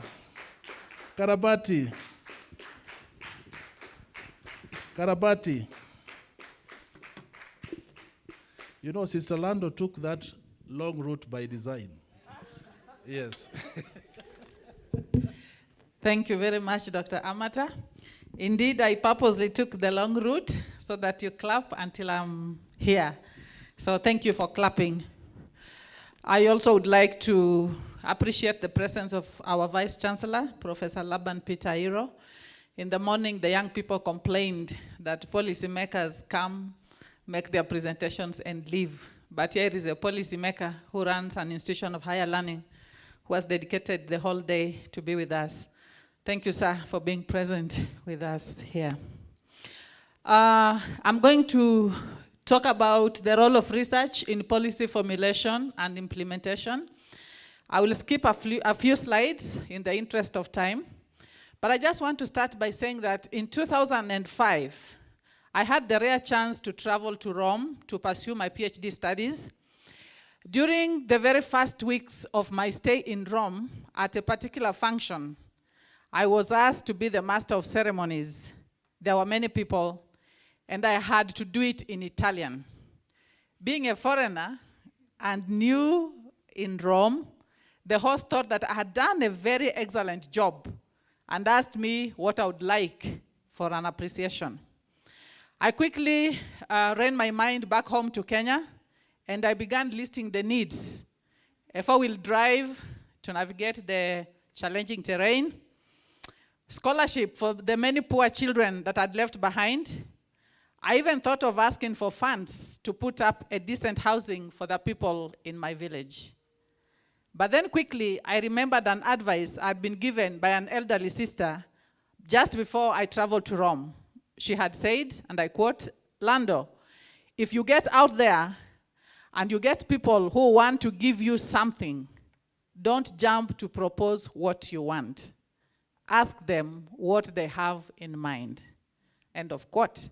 So with a smile, I turned to the host and I said, "What do you have in mind?" And they said, "Forse un bicchiere di vino," which means perhaps a glass of wine. Since then, I got more and more convinced that in any situation involving more than one party, it is imperative to involve the other so that everyone is at par. Consequently, for AU and UN in general and the Great Lakes region in particular, to move to the intended future direction, especially for the implementation of the UNSCR 2250, we must involve the youth at every level of discussion and decision making. Otherwise, we shall be running to make conclusions on what the youth want, and maybe it is just un bicchiere di vino. We must listen to their story in totality. So this ties very well with what I've been requested to share on, namely the role of research in policy formulation and implementation. So just to state quickly that a well-designed and executed research and one that is well communicated can inform sound policy that is more effective, more efficient, and more equitable. What I've highlighted in red is my addition and talking about skillfully communicated research. I remember Irene saying that we need to read the policies, but then there is also the challenge that we need communication strategies that those policies, those resolutions reach the intended audiences. So in addition to research, it is imperative to have right communication strategies in place that can put those messages across so that different policies then are implemented or people are made aware. So when you have proper research, the impact of such is multidimensional, as I have listed here. We can see cultural, economical, environmental, all those. I will not get into details of these because of time. But what we are saying here is that a thought and articulated research has a multidimensional impact in society. Then there's the integral part of the policy process, policy formulation and implementation, that actually is in a circular form. It begins with a problem definition and ends up with the same, in the sense that it goes round all the cycles, areas that have been highlighted. Now, why do policy implementations fail? I'll give 2 reasons. The first one is haphazardly arrived at conclusions where there is no scientific research. You have heard ICGLR talking about a working retreat of 6 days that we had at Movenpick Hotel. At some point, the interventions were too much. I had to go to unwind, and I decided to go to the gym. Now, I don't go to the gym the way I am, but so that we kill speculations. So I got to the gym just a few minutes to 6, and the guy at the counter told me that they work, because of COVID, 6 a.m. to 6 p.m. So I asked him, since I reside here, what do I do if I want to continue in the gym? And he told me, don't come alone, come with your partner. Yes, so I said, fine. I kept quiet. The following day, I still went odd hours, and he told me, I told you to come with your partner so that you are safe in here. And I said, fine. But I didn't explain anything, who I am or what I am. So he arrived at a conclusion by simply looking at me that I need security, and the security is my partner. Maybe when I go back next time, he'll know. So we do that in life as well. We arrive at haphazardly conducted conclusions without following the scientific route. Secondly, why policy implementation fail is the absence of a working monitoring and evaluation framework. As much as research is conducted, there needs to be, as we have seen in the previous slide, a mechanism to review what we are doing and the conclusions that we have arrived at and see whether we are impacting in the right way. If these two are not done, then that leads to zero impact. This is a diagram just to show that the same impact that I'm talking about. And I want to go to the second point that states that in driving policy on youth empowerment, there has been growing international emphasis in the need to shift from traditional approaches to research-based evidence to inform youth programs and policies. Youth have communicated here since morning that they're not part of the decision-making process, they're not part of the policies, but we think and decide for them.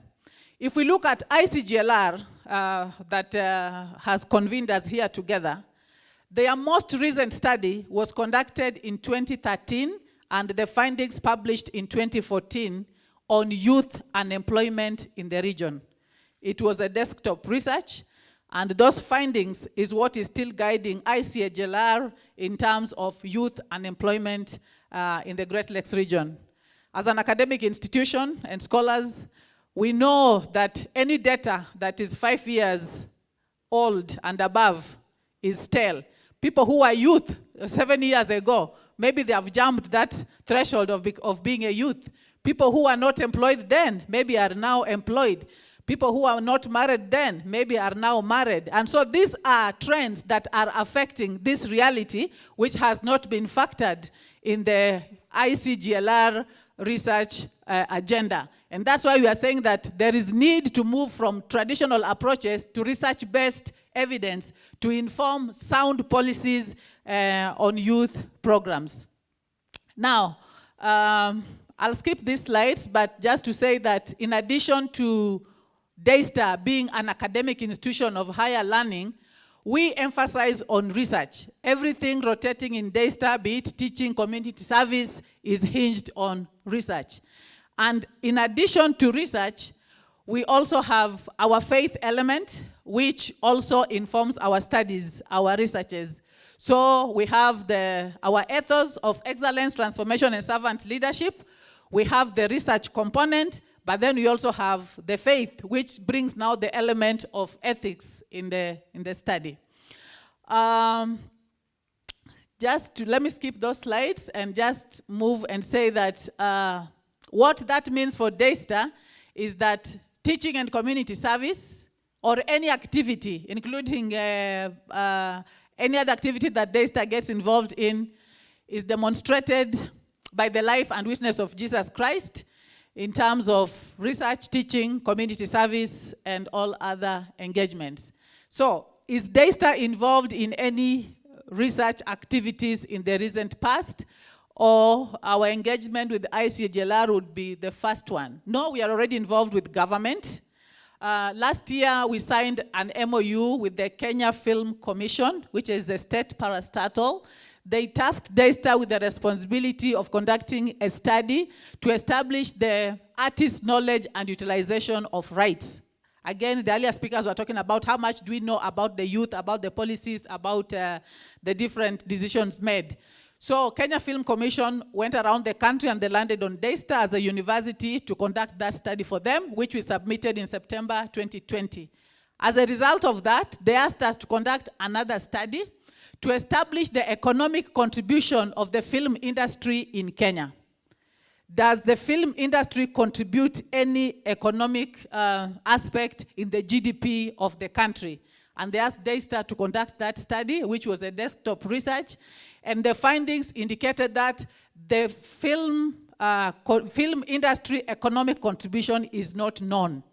Because just to give a quick example, if somebody decides you're going to watch a film at any theater, you'll use maybe your own car or a matatu or a boda, and maybe you get there, you'll buy some snacks.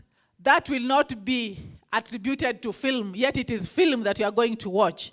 So that aspect is missed up in the entire calculation. And because of that, the Kenya Film Commission has again asked Daystar University to conduct a scientific study in connection with the Kenya National Bureau of Statistics, a nationwide survey to determine the economic contribution of the film industry in Kenya.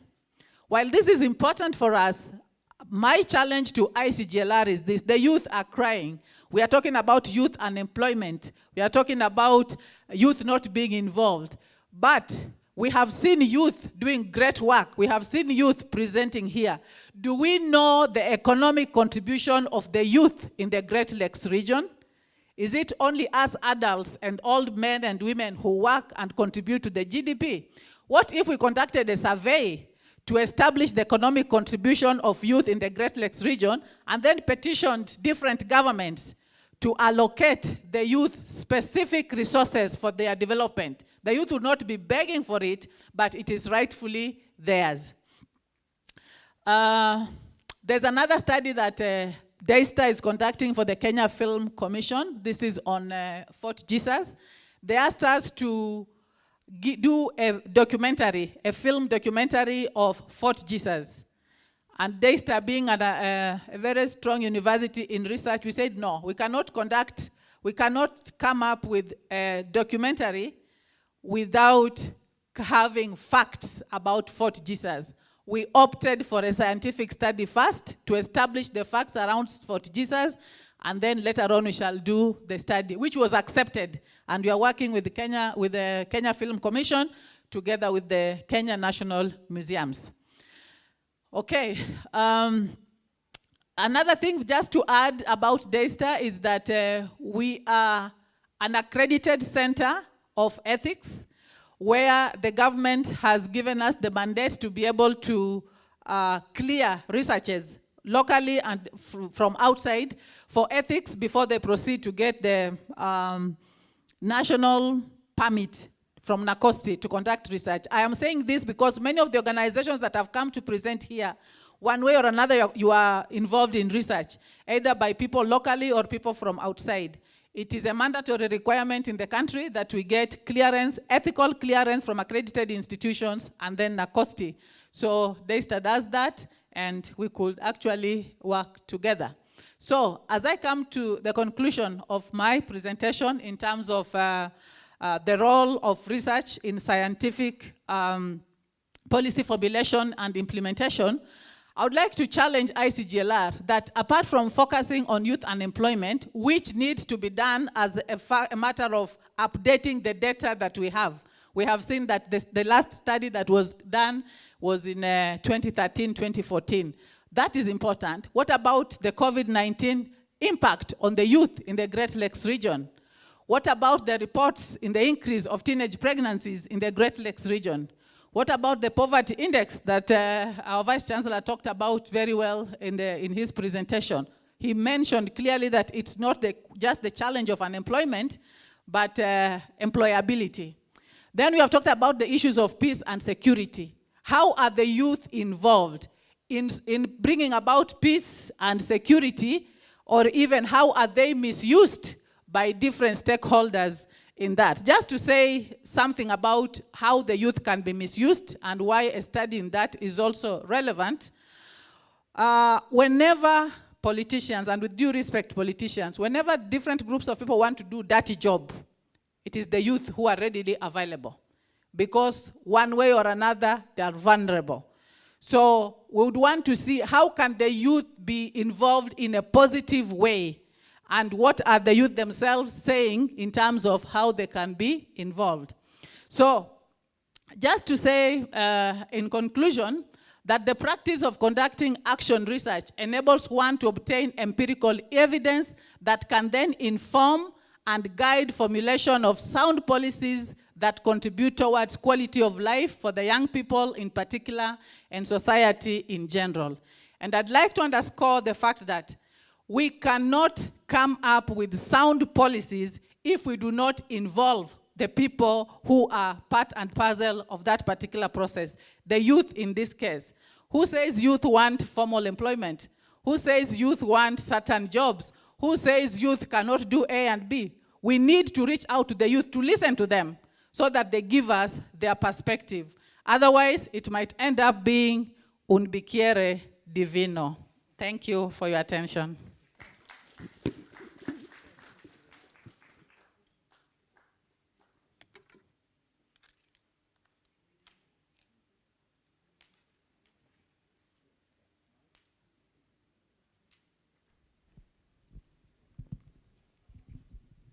Thank you, Sister Professor Agnes Ilando, for that very brief and very well-made presentation on the role of research in policy formulation and implementation. Now, I know we are learning a lot. I personally am really getting to learn a lot, especially about the youth. One thing I've learned is that you have to give the youth that listening, the hearing of what they want. I think they want to be listened to before you could act, before you could think that you know what they want, listen to them before you could implement. That's why policies would require that they participate in the formulation of those policies at the same time, even as we address their issues. Now, I know this is like turning a new page for the ICGLR, because we are talking of evidence-based approach to policy formulation. And this looks to be a new paradigm from the past, because in the past, policies were never informed by knowledge or evidence from research. Now, I wish to invite Commissioner Lydia Gashoya, Vice President, ICGLR Regional Women Forum, to make a presentation. Let's appreciate her as she comes. Let's do Senorita. Senorita. Karabati. Karabati. Thank you. Sorry. I indulge the speaker on the floor. Allow us to appreciate Sister Professor Lando. Maybe as we do it, sister, you can stand so that we do it properly. So I want us to do it properly. So what we do, let's first of all rub our hands to warm them up. Let's rub our hands to warm them up. Senorita. Senorita. Karabati. Thank you, and apologies, Sister Lando.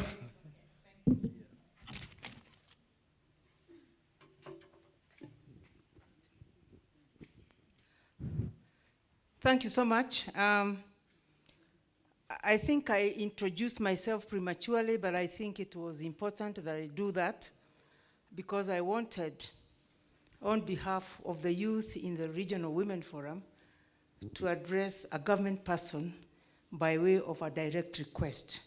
Because a lot of times we don't have those opportunities, and I thought I'll be able to do that. A few people, like you've been told, my complete names is Lydia Gachoya, Commissioner. Commissioner in the sense that I am a pioneer of the National Gender and Equality Commission. I am the one who formed it, along with the other commissioners, after the inauguration of the Constitution in 2010. So I'm one of the people, one of the commissioners who started it. I served my term and finished, and I think that term commissioner remained. And after that, I was still in the Regional Women Forum, having been elected there, appointed there, because previous to that, I was the chairperson of the National Council of Women of Kenya. So I've been in women leadership for quite a while. Currently, I'm also a board member of Public Procurement Regulatory Authority, where I'm also the chairperson of the Finance, HR, and Administration Committee. And I'm mentioning that particularly because, and I'm going to deviate a little bit from my presentation, I'm deviating because of the point that was raised by the guy from Rongai. Are you there? And I'm wondering whether your group, I listened keenly and I was very impressed with the grouping you have done. And I wondered whether your group has been registered, whether you have registered with Treasury for AGPO, access to government procurement opportunities. This is what we check in PPRA for compliance. Have you been registered on that? Because if you haven't, you may not be able to get money because your issue was money. I listened to that. So it's more open to the opportunities given by the government to be able to progress as youth groups. And I must say, I also noted quite a bit from Martin Namasaka. That's a guy you need to talk to. That's a guy you need to talk to. You need to talk to Hortensi of Save the Children Fund, because nobody will give you money. And I think I'm borrowing from Professor when he said that you, and even the speaker, Ken, he said, when you start a journey, you need to know where you are going. If you are going nowhere, you don't get anywhere. And what I got from you is that you've started, but you are not structured well enough to know where you are going and what is your goal. With the work you have done, with the grouping you've done, if you do it right, government has mechanism, and other partners like the people who are here have got a way of solving your problems. And I think Kennedy, who comes from Rongai, can guide you very well on that one. Otherwise, the money will not even come from ICGLR. But you have a good point, and you need to talk to those people. Having said that, we are here to support the youth, and I've heard a lot about 2250 UN Resolution 2250. That resolution is also pegged down to UN Security Council Resolution 1325. 1325, 2250, all those resolutions that were mentioned here are all about peace, peace and security for different citizens, women, youth, people with disability, all those. So we need to work together, and I'm here particularly today to talk about the UN Security Council 1325 and its role on peace and security, not just for women, but also youth. And before I go very far, the National Action Plan in Kenya is my baby. I started the implementation of the National Action Plan when I was the Commissioner, Agenda Commission, and when I was also sitting at Regional Women Forum, because we needed to report to New York on the progress of the National Action Plan in that year's CSW, Commission on Status of Women. Those of you women know we go there every year, or we used to go before COVID, and report our issues. And I realized in Kenya, nobody was doing it. And I walked to the CS, Minister of Gender, and I said, we need to do this. And she was like, what is 1325? She had no idea what it was. And that is like everybody else, because these are issues that unless somebody explains to you what they are, sometimes you don't focus. The government held me very well. And I realized then, even as women, we cannot achieve lasting peace and security unless we involve the youth in our region. And with that, I told my group, I have somebody who has to join this team. We formed a steering committee to come up with a national action plan for Kenya on 1325. And that's when I invited Kennedy. And I said, there's a guy who is the president of the Youth Forum in the Great Lakes region and the chairman of the Kenya chapter of Great Lakes Region for Youth, and that's Kennedy. That's a person who has to sit here. Because without that group and without involving the youth, we cannot effectively and successfully talk about peace in the region without that group. And Kennedy came in, and he didn't let me down. Kennedy was fantastic to the extent where we were sponsored by Finland, ambassador who was here, the predecessors, 2 ambassadors before him, and UN Women, and I was hoping Zebibu would be here with me, but I think she's not. And Kennedy took over so well that even the benchmarking that was to be done in Finland, Kennedy is the one who represented me, and he did a fantastic job. And to date, Kennedy sits in the steering committee in the Ministry of Gender of the National Action Plan on UN Resolution 1325, which is about women, peace and security, because of the women youth in my group and the rest of the youth in the country, because you cannot talk about just women youth. The men youth play a great role in peace and security in the region. So indirectly, Kennedy has also introduced to that committee the 2250. So Irene, we are well taken care of, even by way of government. And when that, in mentioning that too, I would like to bring to your attention the fact that the government, through the Ministry of Gender, has a budget for implementation.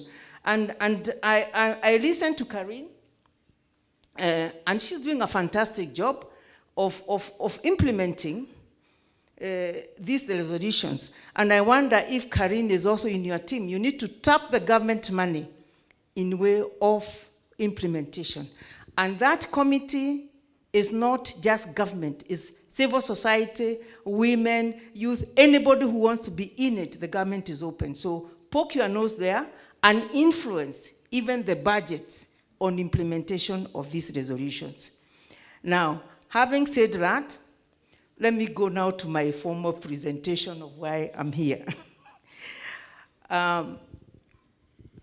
When I made a remark that the youth needs to be helped, I'm saying this because some people told me, repeat that again. I am who I am today because the government held me by the hand. I owe the government who I am today. I don't owe it to education I got up to university level. I don't owe it to my parents who worked very hard to educate me. I don't owe it even to anybody else.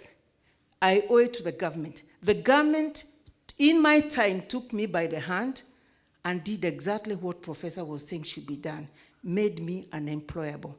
In those days, the policy was very easy. It wasn't an act of parliament, it was policy. But I'm saying today, because the world we've gone, the economy has grown, we are more everything, and there are all sorts of issues. What we need to do is work with the government, the Parliamentary Forum. You saw Kennedy's presentation. There are 5 forums of ICGLR, and one of them is the Parliamentary Forum. That forum was formed so that we can bring our issues to their attention so that they are able to legislate for us. Without an act of parliament committing certain issues, we will not get anywhere in our quest for peace and security. We need to have these things legislated. We need to have them legislated, because once they are legislated, if you violate, you are taken to court. But if we keep talking, and I love what Irene Kirumba said. That's the name, Kirumba, Irene. We can talk every day, we can talk forever, we can have these meetings, but unless we go to how, we will never achieve what we want. We need to go to move away from what. I think we know what we is. You need to move away from when. We now focus on how. Because if we don't focus on how, we will not get solutions to our problem. And one of the key things for anything we want to do is get the government to legislate. So youth, women, private sector, I'm urging we get together and caucus for legislation for the issues that we want. Those issues will cure our unemployable status to employable status. Those acts will cure even any training. I saw the triangle Professor put up here. And I was wondering, how do we achieve it unless it's legislated? Because you can't just talk to people just like that every day. Otherwise, we'll do that. We've been doing it for years. It's about time we move now and we engage our legislators. And that way now, even we assist the president of this country to get things moving. We need to have your issues legislated. And there are ways to lobby and pass bills. Let's be friends to these parliamentarians. Let's assist them, craft bills, and let's support them in getting bills move across to the parliament in the whole region so that we have legislation for everything we want. With legislation, we leave everything now to the judiciary. We are done. So it's a question of sitting and focusing on doing that.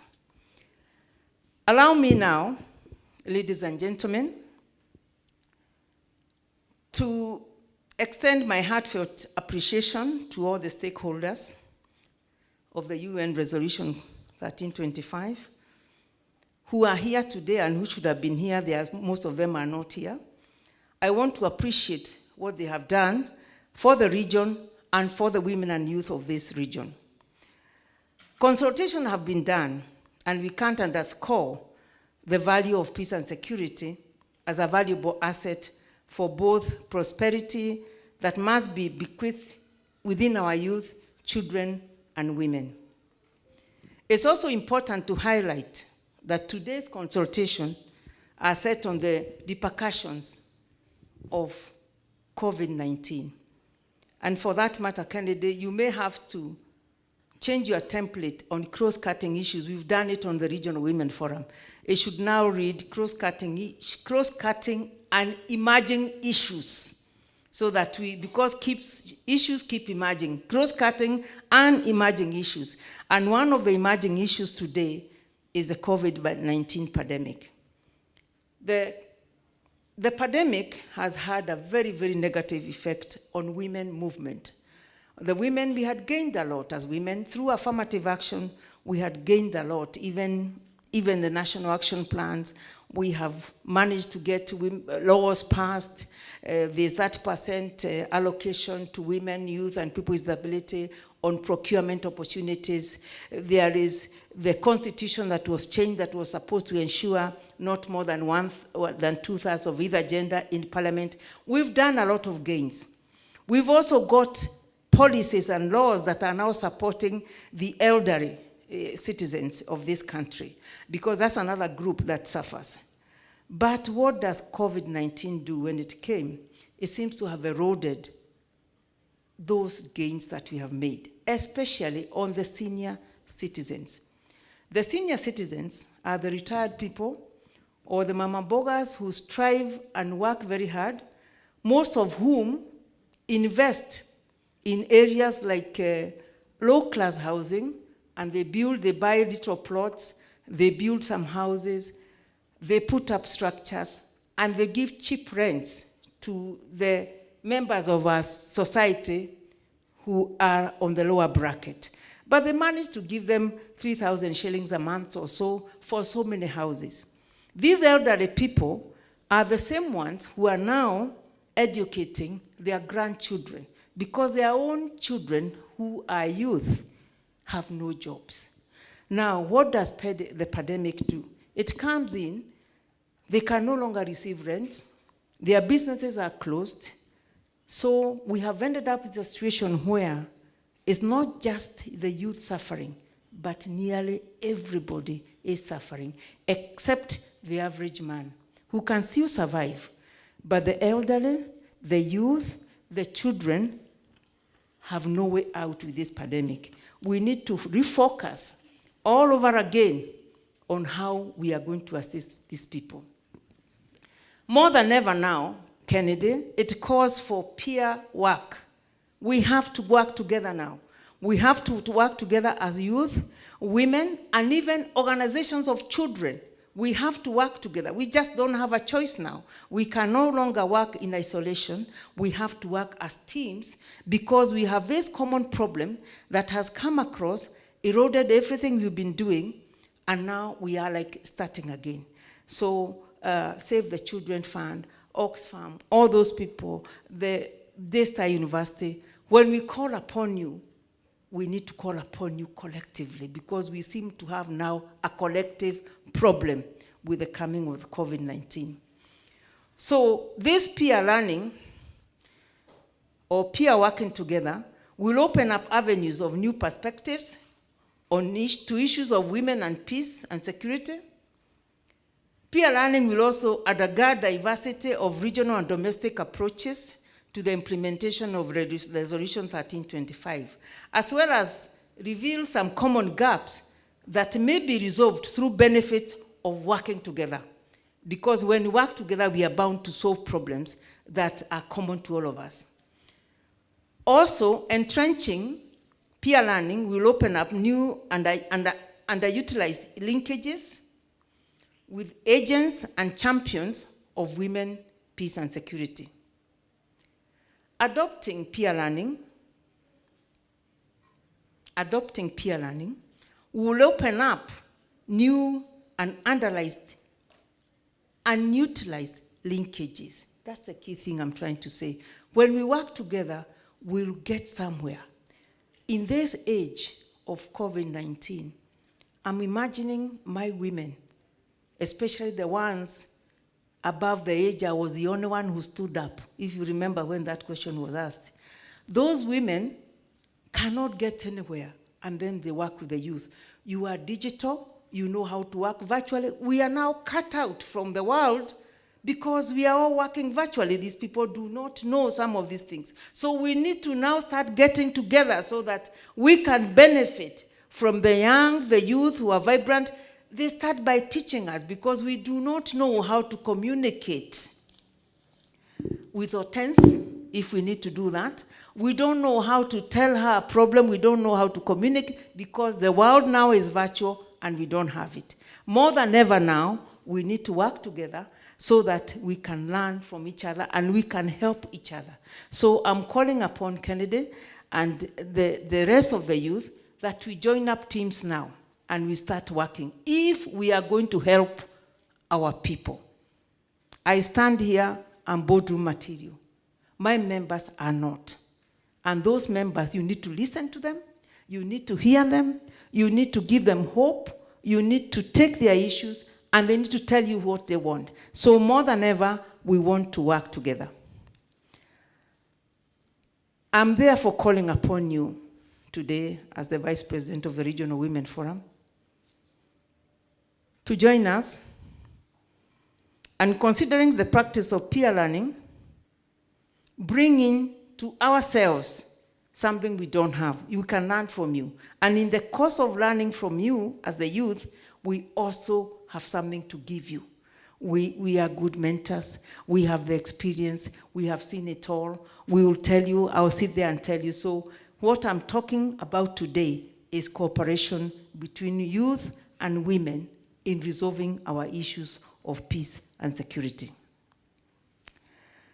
I recommend, lastly, that the nations and region stakeholders of Resolution 1325 create and adopt a peer-to-peer learning framework, an implementation and measuring mechanism for women, peace and security, where they jointly look at women and youth and children as an entity. We may bring the issues separately, but we remain one. That remains my heartfelt prayer and request, especially to the development partners sitting with us today. With those few remarks, I wish to close my remarks, and I look forward to working with the youth of the region.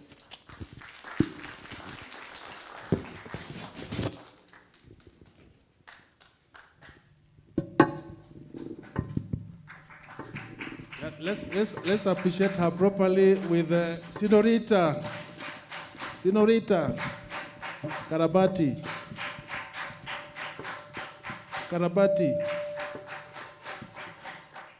Thank you very much, Commissioner Lydia Gashoya, for those remarks.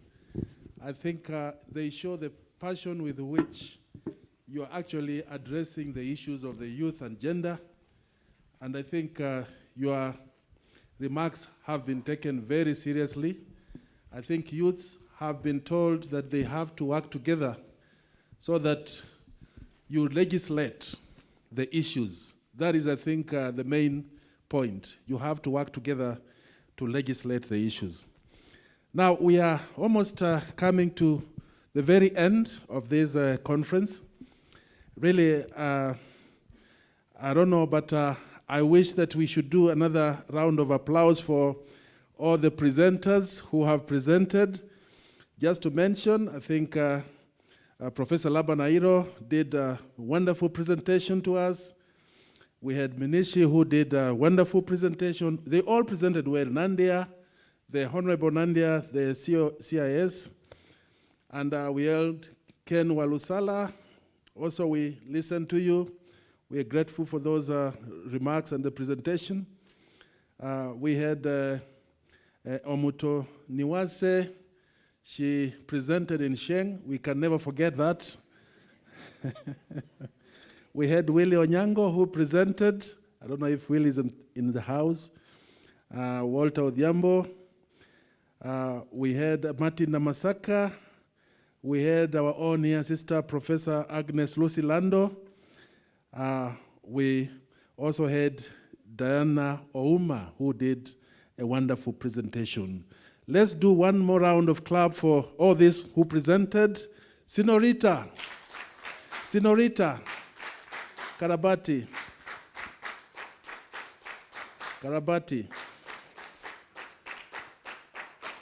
Thank you very much, and I wish to now invite Mr. Kennedy Walusala to take over the program and take us to the end of this conference. Thank you. Thank you so much, Dr. Evan Samata, for leading that session. Can we give Dr. Amata a senorita?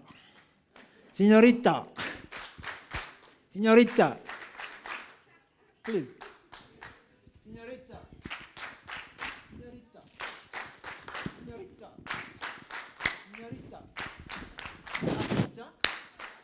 Abata. Abata. Abata. Yeah, just testing your attention. Thank you so much. I think speaking after Commissioner Lydia is always very difficult to fit in her shoes. That is all I can tell you. But we almost coming to an end. But I'll make one request, that we have been having online presence, just to ensure that the online presence also, you gain from what has been going on. It's good for me to request the IT team that has done really great job, just to get those views. I think I should get, if we can get those views, we can just read through them. It will be much better. Watching now started streaming 2 hours ago, yes. If we could get those, any of, they're not there. Okay, that is fine. But believe me, we have people in the UK, we have people in the US, we have people in DRC, we have people in, those ones who have actually been reaching me directly. That is the difference, in Germany, we have a team in Brussels, that is Belgium. We have a team in Lisbon, in Portugal. They have been following this, and they are very excited. So I think with this online presence, to me, I feel is a very good opportunity that even with COVID is teaching us some things that we didn't know. And that is why I will just probably, without going into too much of the talk, we've listened to you, and you have the presentations, we have the recommendations. I will not go into what you say way forward. My way forward is very simple. For those who would wish to participate in the Friday meeting and in this room, please ensure that you register with Irene. That is one. Irene, please stand up. That is Irene. You can see this debate is so heavy that we actually needed our 3-4 days to discuss. And because the time is on our side, it's almost 5:30, and people have engagements. We have lecturers who have to be in class, but you can see they are here, the VC is here, the DVC is here. We really appreciate that level of commitment from the Daystar fraternity. So please ensure that you register with Irene before you leave the room. But also, I'm still encouraged to request the VC at least to designate a team of 10 people from Daystar University to join the Movenpick meeting on Friday.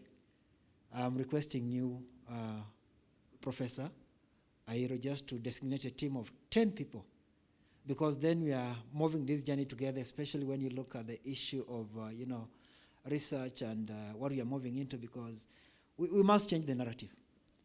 We've been doing these things and we've not been getting results. You saw our research, our findings were in 2013, September. I remember we had that meeting in Lusaka, and the publication came out in 2014. That is over 6 years. Actually, now this is the 7th year, and we cannot rely on the same, data for 2014 and 2013. And that is why, to me, really bringing in the institutions of higher learning to do their work in terms of conducting research for the region is very key. Now, thirdly, is how do we ensure that we keep this debate? Because our problem has been one.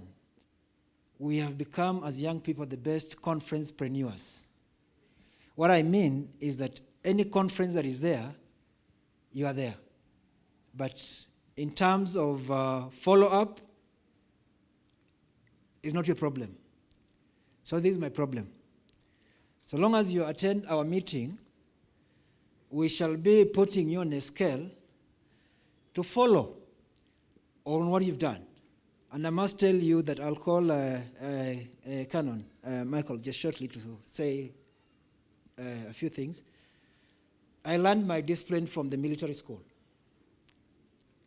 And when you go to IPSTC, I've been to IPSTC here, I've been to IPSTC in Accra. for trainings. And when you go there, by the time you're getting to class at 8, the major generals are already there 10 minutes before 8, before the lesson starts. You know, Irene has just come from there last week. I think, Irene, you saw the level of discipline that is. And these are the things that we want to cultivate in our young people. First of all, to be disciplined in terms of observing time, and 2, to stay on their course. Because today you are here, tomorrow you don't have any responsibility of what we discussed here, because it was you who came.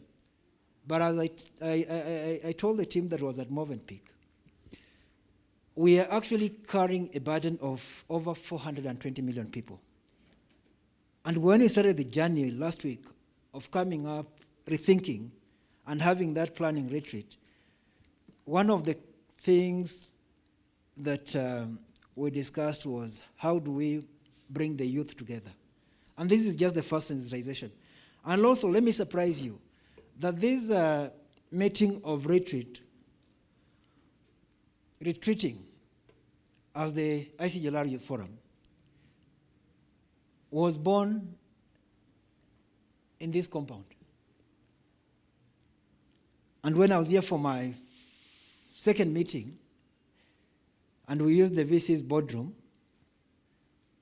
I think there was a lot of, thinking that, why can't we just retreat and go and rethink? And we said, okay, is that okay? When do you want to retreat? And they proposed that we retreat on 2nd to 6th, and we did just that. And in the retreat, what came out very clearly again was, can we maintain the momentum? Can we have sensitization of what we are doing? We are working on a regional action plan, but people don't know. And that is why we said, okay, can we run to Daystar to host us for this particular session? And the VC was very kind enough. Because this is not something you write to an institution of higher learning and you expect a response in a week. But let me be very honest, I was extremely touched with the presence of the VC at the retreat from Monday to Friday morning. That tells you the commitment. He left everything here. And let me tell you, he was not doing it because he has to do it, but he was doing it for the sake of humanity. And God shall reward Daystar University. It doesn't go in vain. Then the other issue is the sensitization. We realize that people don't know about these issues. We are meeting in high-level places and what have you, but people don't know.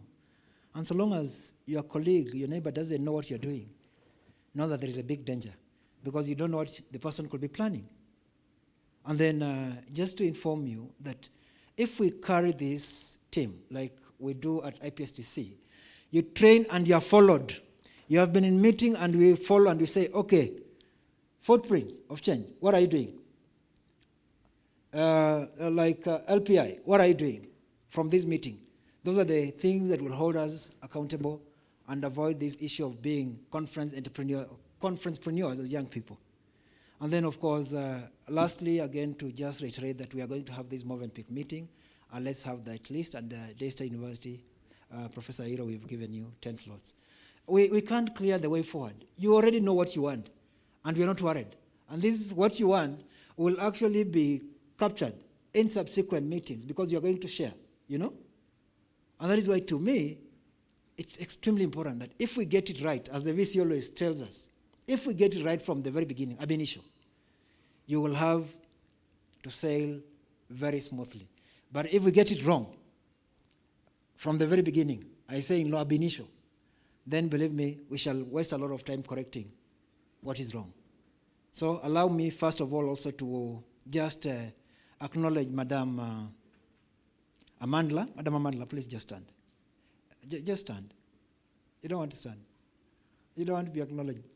Okay, it's a story for another day, but she's a very important lady in the midst, in our midst, and we thank her for being here, for being with us here. Thank you so much. So allow me to call Mr. Canon Michael from the International Peace Support Center, just to say 2 minutes something for you to know that we are working together, and then we go into the closing to allow ourselves to, move on. You can use this one. Thank you. Thank you so much, Ken. I acknowledge Prof. Thank you so much, sir, for allowing us to have this forum. And I'm really, really touched by the kind of peace that I have seen in the face and the character of a Prof. That out of his very, very busy schedule, he has made time to sit with us the whole day. I think this touches my heart. And to the youths that are here, I think this should read a statement to you. Thank you so much, all the members. My name is Michael Oseu Ngachra. I work at the International Peace Support Training Center in Karen. The International Peace Support Training Center is a regional training center of excellence mandated by the United Nations and the African Union to build capacity of the police, the military, and even civilians within the Eastern Africa region towards their response to complex emergencies and peace support operations.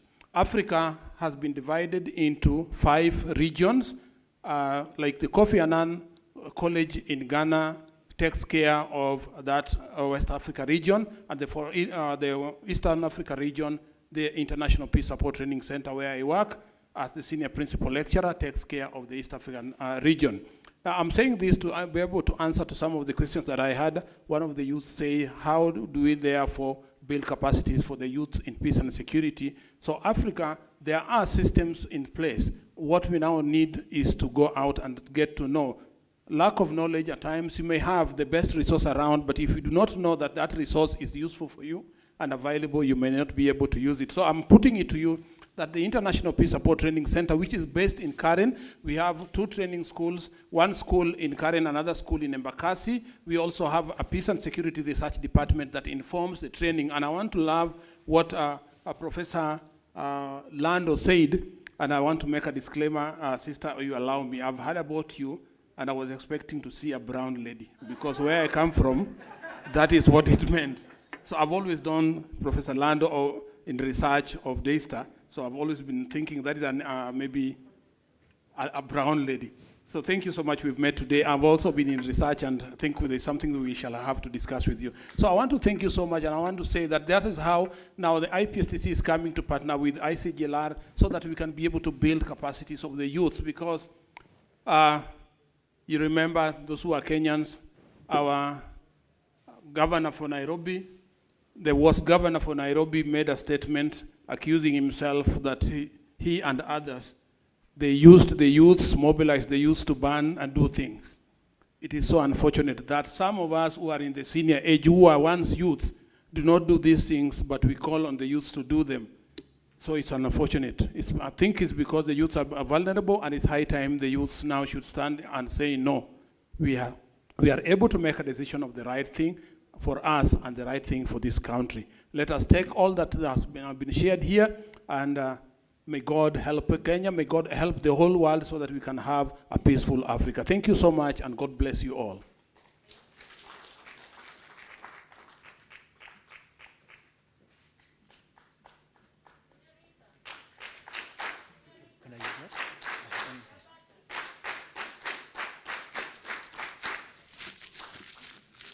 So we move into the closing session, and my remarks will be again to just say thank you, thank you, thank you.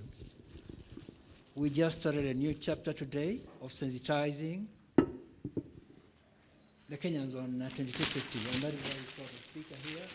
Earlier on I had said that we have, the speaker is going to take the position of President of Speakers in the Great Lakes region, in the 12 member states. And one of the things that we shared with him and even Professor Airo during tea break was how do we organize a meeting of young parliamentarians and put this to them. Because those are the people in parliament, and they're representing not just their countries but also the region. So we have to cast the network wide and bring in as many stakeholders as we can. But to me, what should inform even these gatherings is research, research, research, research, research. Because interestingly, President Museveni will always ask you a very simple question. From which evidence? Do you have some evidence? Then you might think it's a very simple question, but without evidence, you cannot respond to that kind of question. What we need is evidence that will pull us to the next level. I really wish to thank all of you. You've been very patient. We have even people from sports, Ministry of Sports. May you just stand? Those from the sports department, City Stadium, because you're also going to use, sports for peace.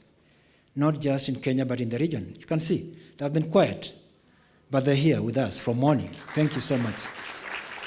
And if we have the good heart, if our heart is pure, and if we mean to serve humanity, we shall achieve what we want. There is nothing impossible if you have God as your lead. Having said those remarks, allow me now to give back the floor to the Vice Chancellor, who will now conduct the closing ceremony. And of course, we have our chaplain here. We can never overstate that now that we started with the prayer, it's also just good to close with a prayer. Thank you very much. You have the floor, Vice Chancellor. Thank you.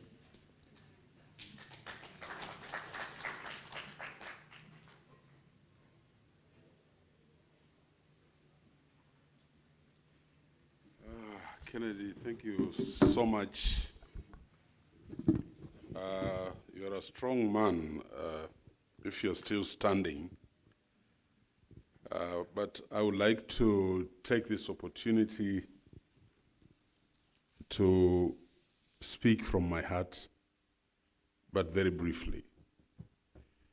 To Amata, Laban Chesang, Radoli, and Grace, my research and protocol officer, and of course, Sister Lando, you have made me very proud. Very, very proud. We stayed together for a week. We cracked jokes, but we worked very hard, and you are still working.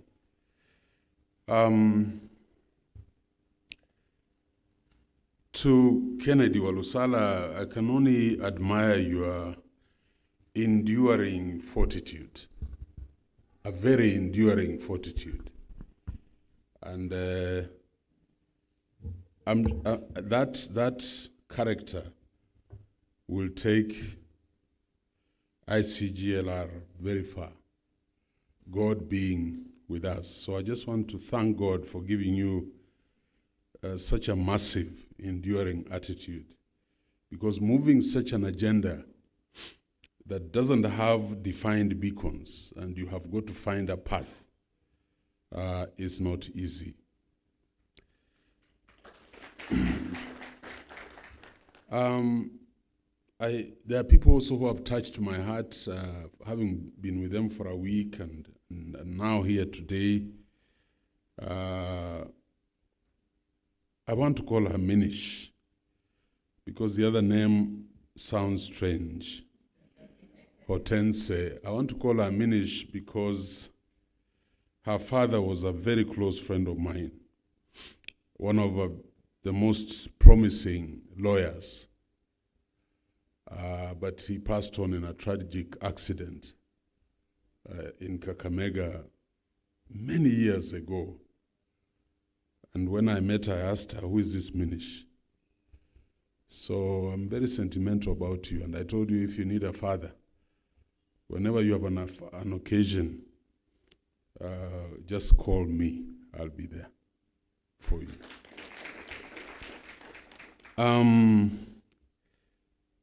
I was looking forward to David Momanyi because we struck a chord from the Horn of Africa, but I'm glad that the representative was here. But in the audience today, Karine Mutoniwase, her crispy character was extremely scintillating. And I don't know where she is. I think she has left. But somebody tell her that she made a very lasting impression in my mind. These are the kind of young people we need to put in the front of this process to move it forward. Yes. William Onyango, I like your intellect. I'm very excited that you're doing a lot of writing. So we kind of share common spaces in life. And I would wish to find time with you. When you have time, just make an appointment, come, we sit, and I explore your mind more because I saw a very intelligent and a determined mind in that young man. Walter, yes, yeah. Walter, these are now votes of, this is a vote of thanks. Walter Dhiambo, SOS. SOS is a phenomenal entity, and not just in Kenya, it's a global entity. And I'm happy to note that my Institute of Professional Development under the director, Solomon, we did graduate a team, was it last year, from SOS here in child protection. We were giving them certificates in child protection. So what a pleasure and what a delight it was for me to see you. And let's continue working with SOS. At Daystar, we don't believe in positional equity. So we deal with anybody. Even that person who does not have a primary certificate, but has shown purpose and an intent, we can add some value to that person. I think that is a philosophy that makes this university very great. So I want to thank you for coming and the kind words that you have said.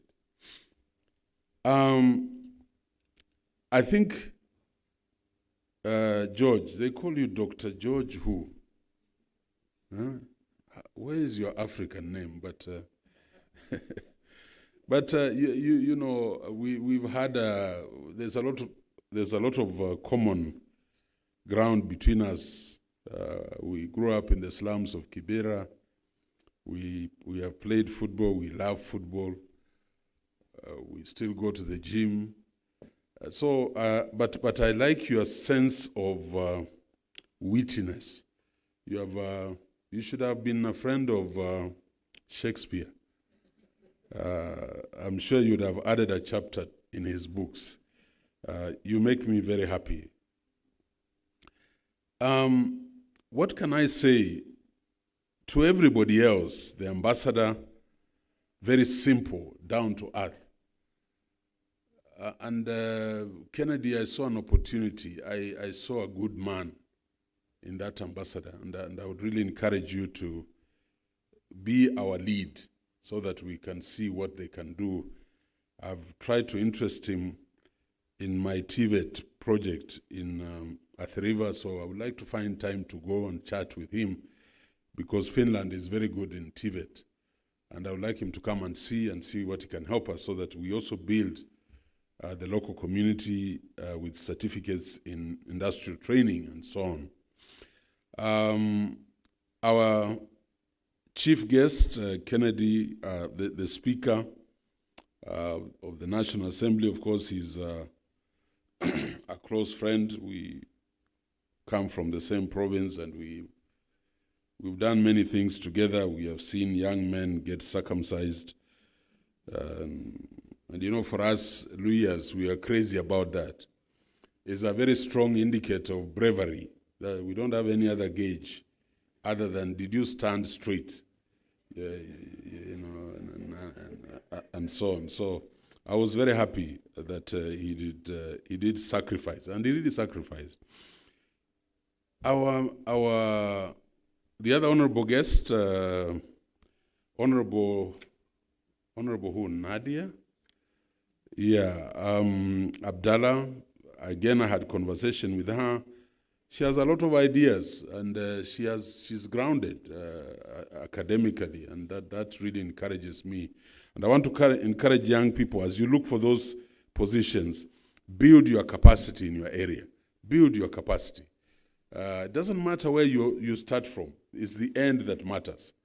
So please advance. And you can see she's in a very strategic position, because she studied in Malaysia and then came to Germany for her master's, and now she wants to enroll for her PhD at that age.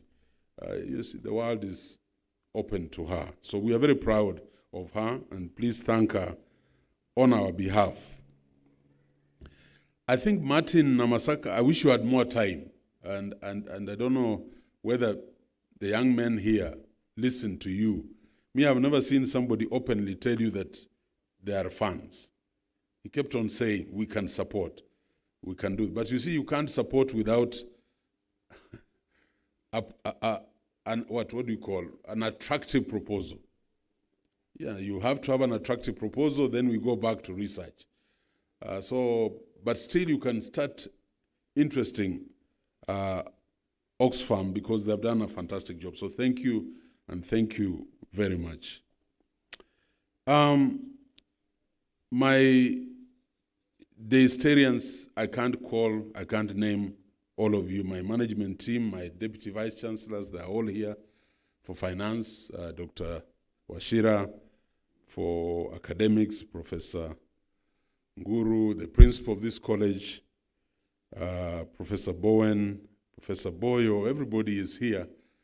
And again, that really makes me strong. I can never be strong without you. Just your being there, even if you don't stand.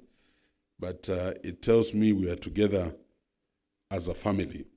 I hope you have noticed and you have forgiven me for having been away for a week. And as Friday, we have a finance committee of council. We'll try to maneuver. You're just as good as a vice chancellor. You can stand in for me and tell them he has gone hunting. He has gone hunting somewhere, so just forgive him. Now, Kennedy, I really must try to get us to understand. Yes, it is youth, peace, and security. But when I look at UNSCR Resolution 2250, the attributes of that resolution are participation, partnership, prevention, protection, disengagement, and reintegration. All those have an economic nexus. If you're going to achieve that, as Bill Clinton told people, you are all stupid. It's economics. That's why we fight. That's why we kill each other. So as we draw up this action plan, yes, the resolution tells us youth for peace and security, but we know that the underlying fabric and matrix is the economic well-being of these young people. So because if you want greater participation, partnership, prevention, in fact, prevention starts with education. Yeah, you've got to have a quality education to bring in meaningful protection. Then you have social cohesion. We are educated here, that's why we are very civil. Just education alone makes us civil and brings in social cohesion. And then protection and disengagement. How do I disengage if I'm not economically engaged? So we'll be arguing around those points as we develop the framework. I want to thank Lydia, Commissioner Lydia. Maybe it was our generation. Our generation, we were always passionate. Sometimes I keep crying with my students. I want them to be more, passionate. Because then even God sees your passion. God sees. And I know that words are physical. Kennedy, we said We are going to have a retreat. We are going to have a forum to start crystallizing the action plan. By the way, I've already developed the action plan, but we shall just go through the motions. I don't do anything apart from reading the Bible and singing songs. And, my grandchildren are away, so I've already developed a framework which I'll just table for you to critique and change a few things here. But I like Lydia. Yeah, where do we go from here? We must coalesce and develop, even if people call us activists, but develop an agenda that we can begin to give to various actioning points, including Parliament, and see whether it can move to the next level. So thank you so much for adding energy to this gathering. The young people, I have only one thing to tell you. And if I've not mentioned other people by name, thank you, Solomon, ICT. Today you can see I'm a very happy person. So, Solomon Mburu, all your sins are forgiven for having done well and so on. Yeah, and that's me. That's me. That's my heart. Just that. When you do well, I say you've done well. But the young people here, who is that? Who is that? There's a lady who came in, I think from Horn of Africa. Where is she? She's gone. Where is she? Yeah, she was here, and she lamented about reading, that we are talking about Resolution 2250 and the other resolutions. By the way, there are about 5 that were dwelling in this area of women, youth, peace, as Lydia said. But you have not read them.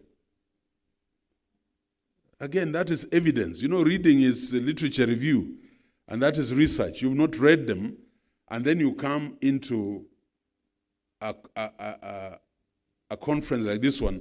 You are shallow. You are not deep. You cannot engage with the intricate issues that surround the agenda for the conference. So I've noticed that we must do something about that. And maybe in our forum on Friday and moving forward, as we begin to identify the group, in this world there are 3 types of people. There are those who are immovable. You cannot move them. Then there are those who are movable. So those ones who have not read are movable because they're already here. But there are those who just move. And the ones who move are the ones who create the movement. The movement is created by people who move. So these young people will need to emphasize that this, if we are going to speak with a voice, that's why I read something in Karen. She had something hidden in her. If you looked at her slides, she had something hidden in her. It is when you do that something pops up. Yeah, something just pops up. And that is now where God comes in. But if you come and you have not punished yourself, so what am I telling to the young people who are moving with us in this agenda? And we would like you to be the majority. Wherever we go, you'll be the majority. You should be the lion's heart. And us, the old people, are just providing the roar.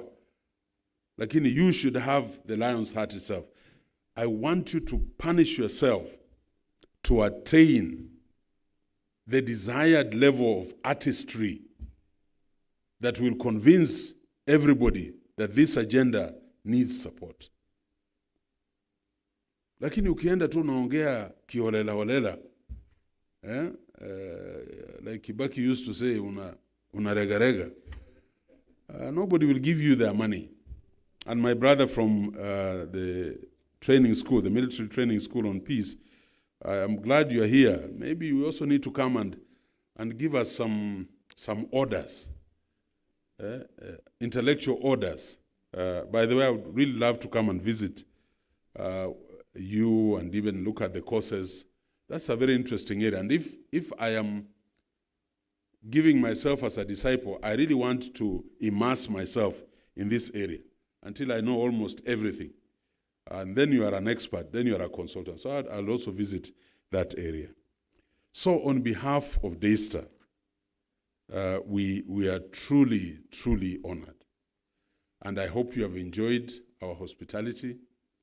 This spirit you see in this hall is a manifestation of our Christ-centeredness as a university. We are dictated upon to be humble, to serve. And I'm beginning to see many tidings coming because we have put on the apron of humility. So I hope you have enjoyed, and anytime you go out there, please be good ambassadors of Daystar. Those of you who still want to come and study, we have tailored programs. We even have tailored programs. If you are too busy, we have the online programs. We have other tailored programs for people who are too busy, so that you advance yourself and Kenya becomes the richer. The East African region becomes the richer. And the Great Lakes region also becomes the richer. May God bless you, and thank you for coming. Thank you.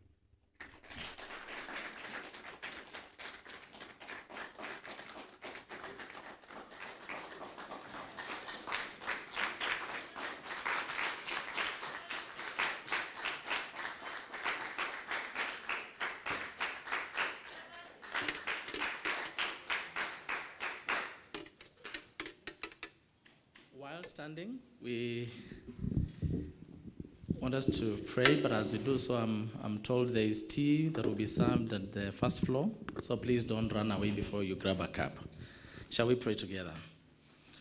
Our dear loving Father and our God, we are humbled in your presence this wonderful evening, even as we give you thanks and praise for carrying us through the entire program that was before us. Thank you, dear Lord, for every discussion that has gone into this consultative meeting. We appreciate every organization and the great presentations that were done here. It is clear that, dear Lord, you have an agenda for the young people, not only in Kenya, but even in Africa and the world at large. God, I want to pray that through these initiatives, you raise for yourself a generation that will stand out and do exploits to the glory and honor of your name, even as they explore their potential and get to find their space even in this world that you placed us, so that we may get to experience you in every sphere of life. We want to thank you so much, so much for the great insights that we've gathered from this meeting today. Our Father and our God, I pray that you will help each one of us to be found faithful, acting in accordance to what you have exposed us to, so that our Father, we will be true ambassadors of peace and security in our society today, oh God. We want to thank you so much, and we pray for your special blessings upon the Great Lakes region, oh God, and the entire leadership, that, dear Lord, you continue to grant them insights as they spearhead aspects of peace and security in our region, oh God. And as we come to the end of our today's engagement, we want to pray that you will continue to speak to us through the power of your Holy Spirit, even as you remind us of those various things and guiding us on the best actions to take. We pray that now as we come to the end of this day, that our Father, you dismiss us with your blessings and your grace, and the Lord, you will keep us until we meet again at your very own divine appointed time. As we be headed to our respective homes, watch over us on the way, and may you protect us. And Lord, continue to guide our ways. And now we pray that may the grace of our Lord Jesus Christ and the love of God and the fellowship of the Holy Spirit will be with us now and forevermore. Amen. Thank you. God bless you.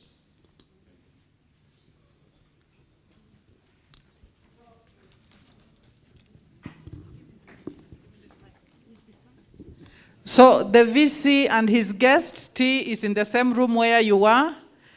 Senior management, please, there's tea in this hall. The rest of us, let's go to first floor where we are going to be served tea. All the guests, ICGLR team, the VC and his guests.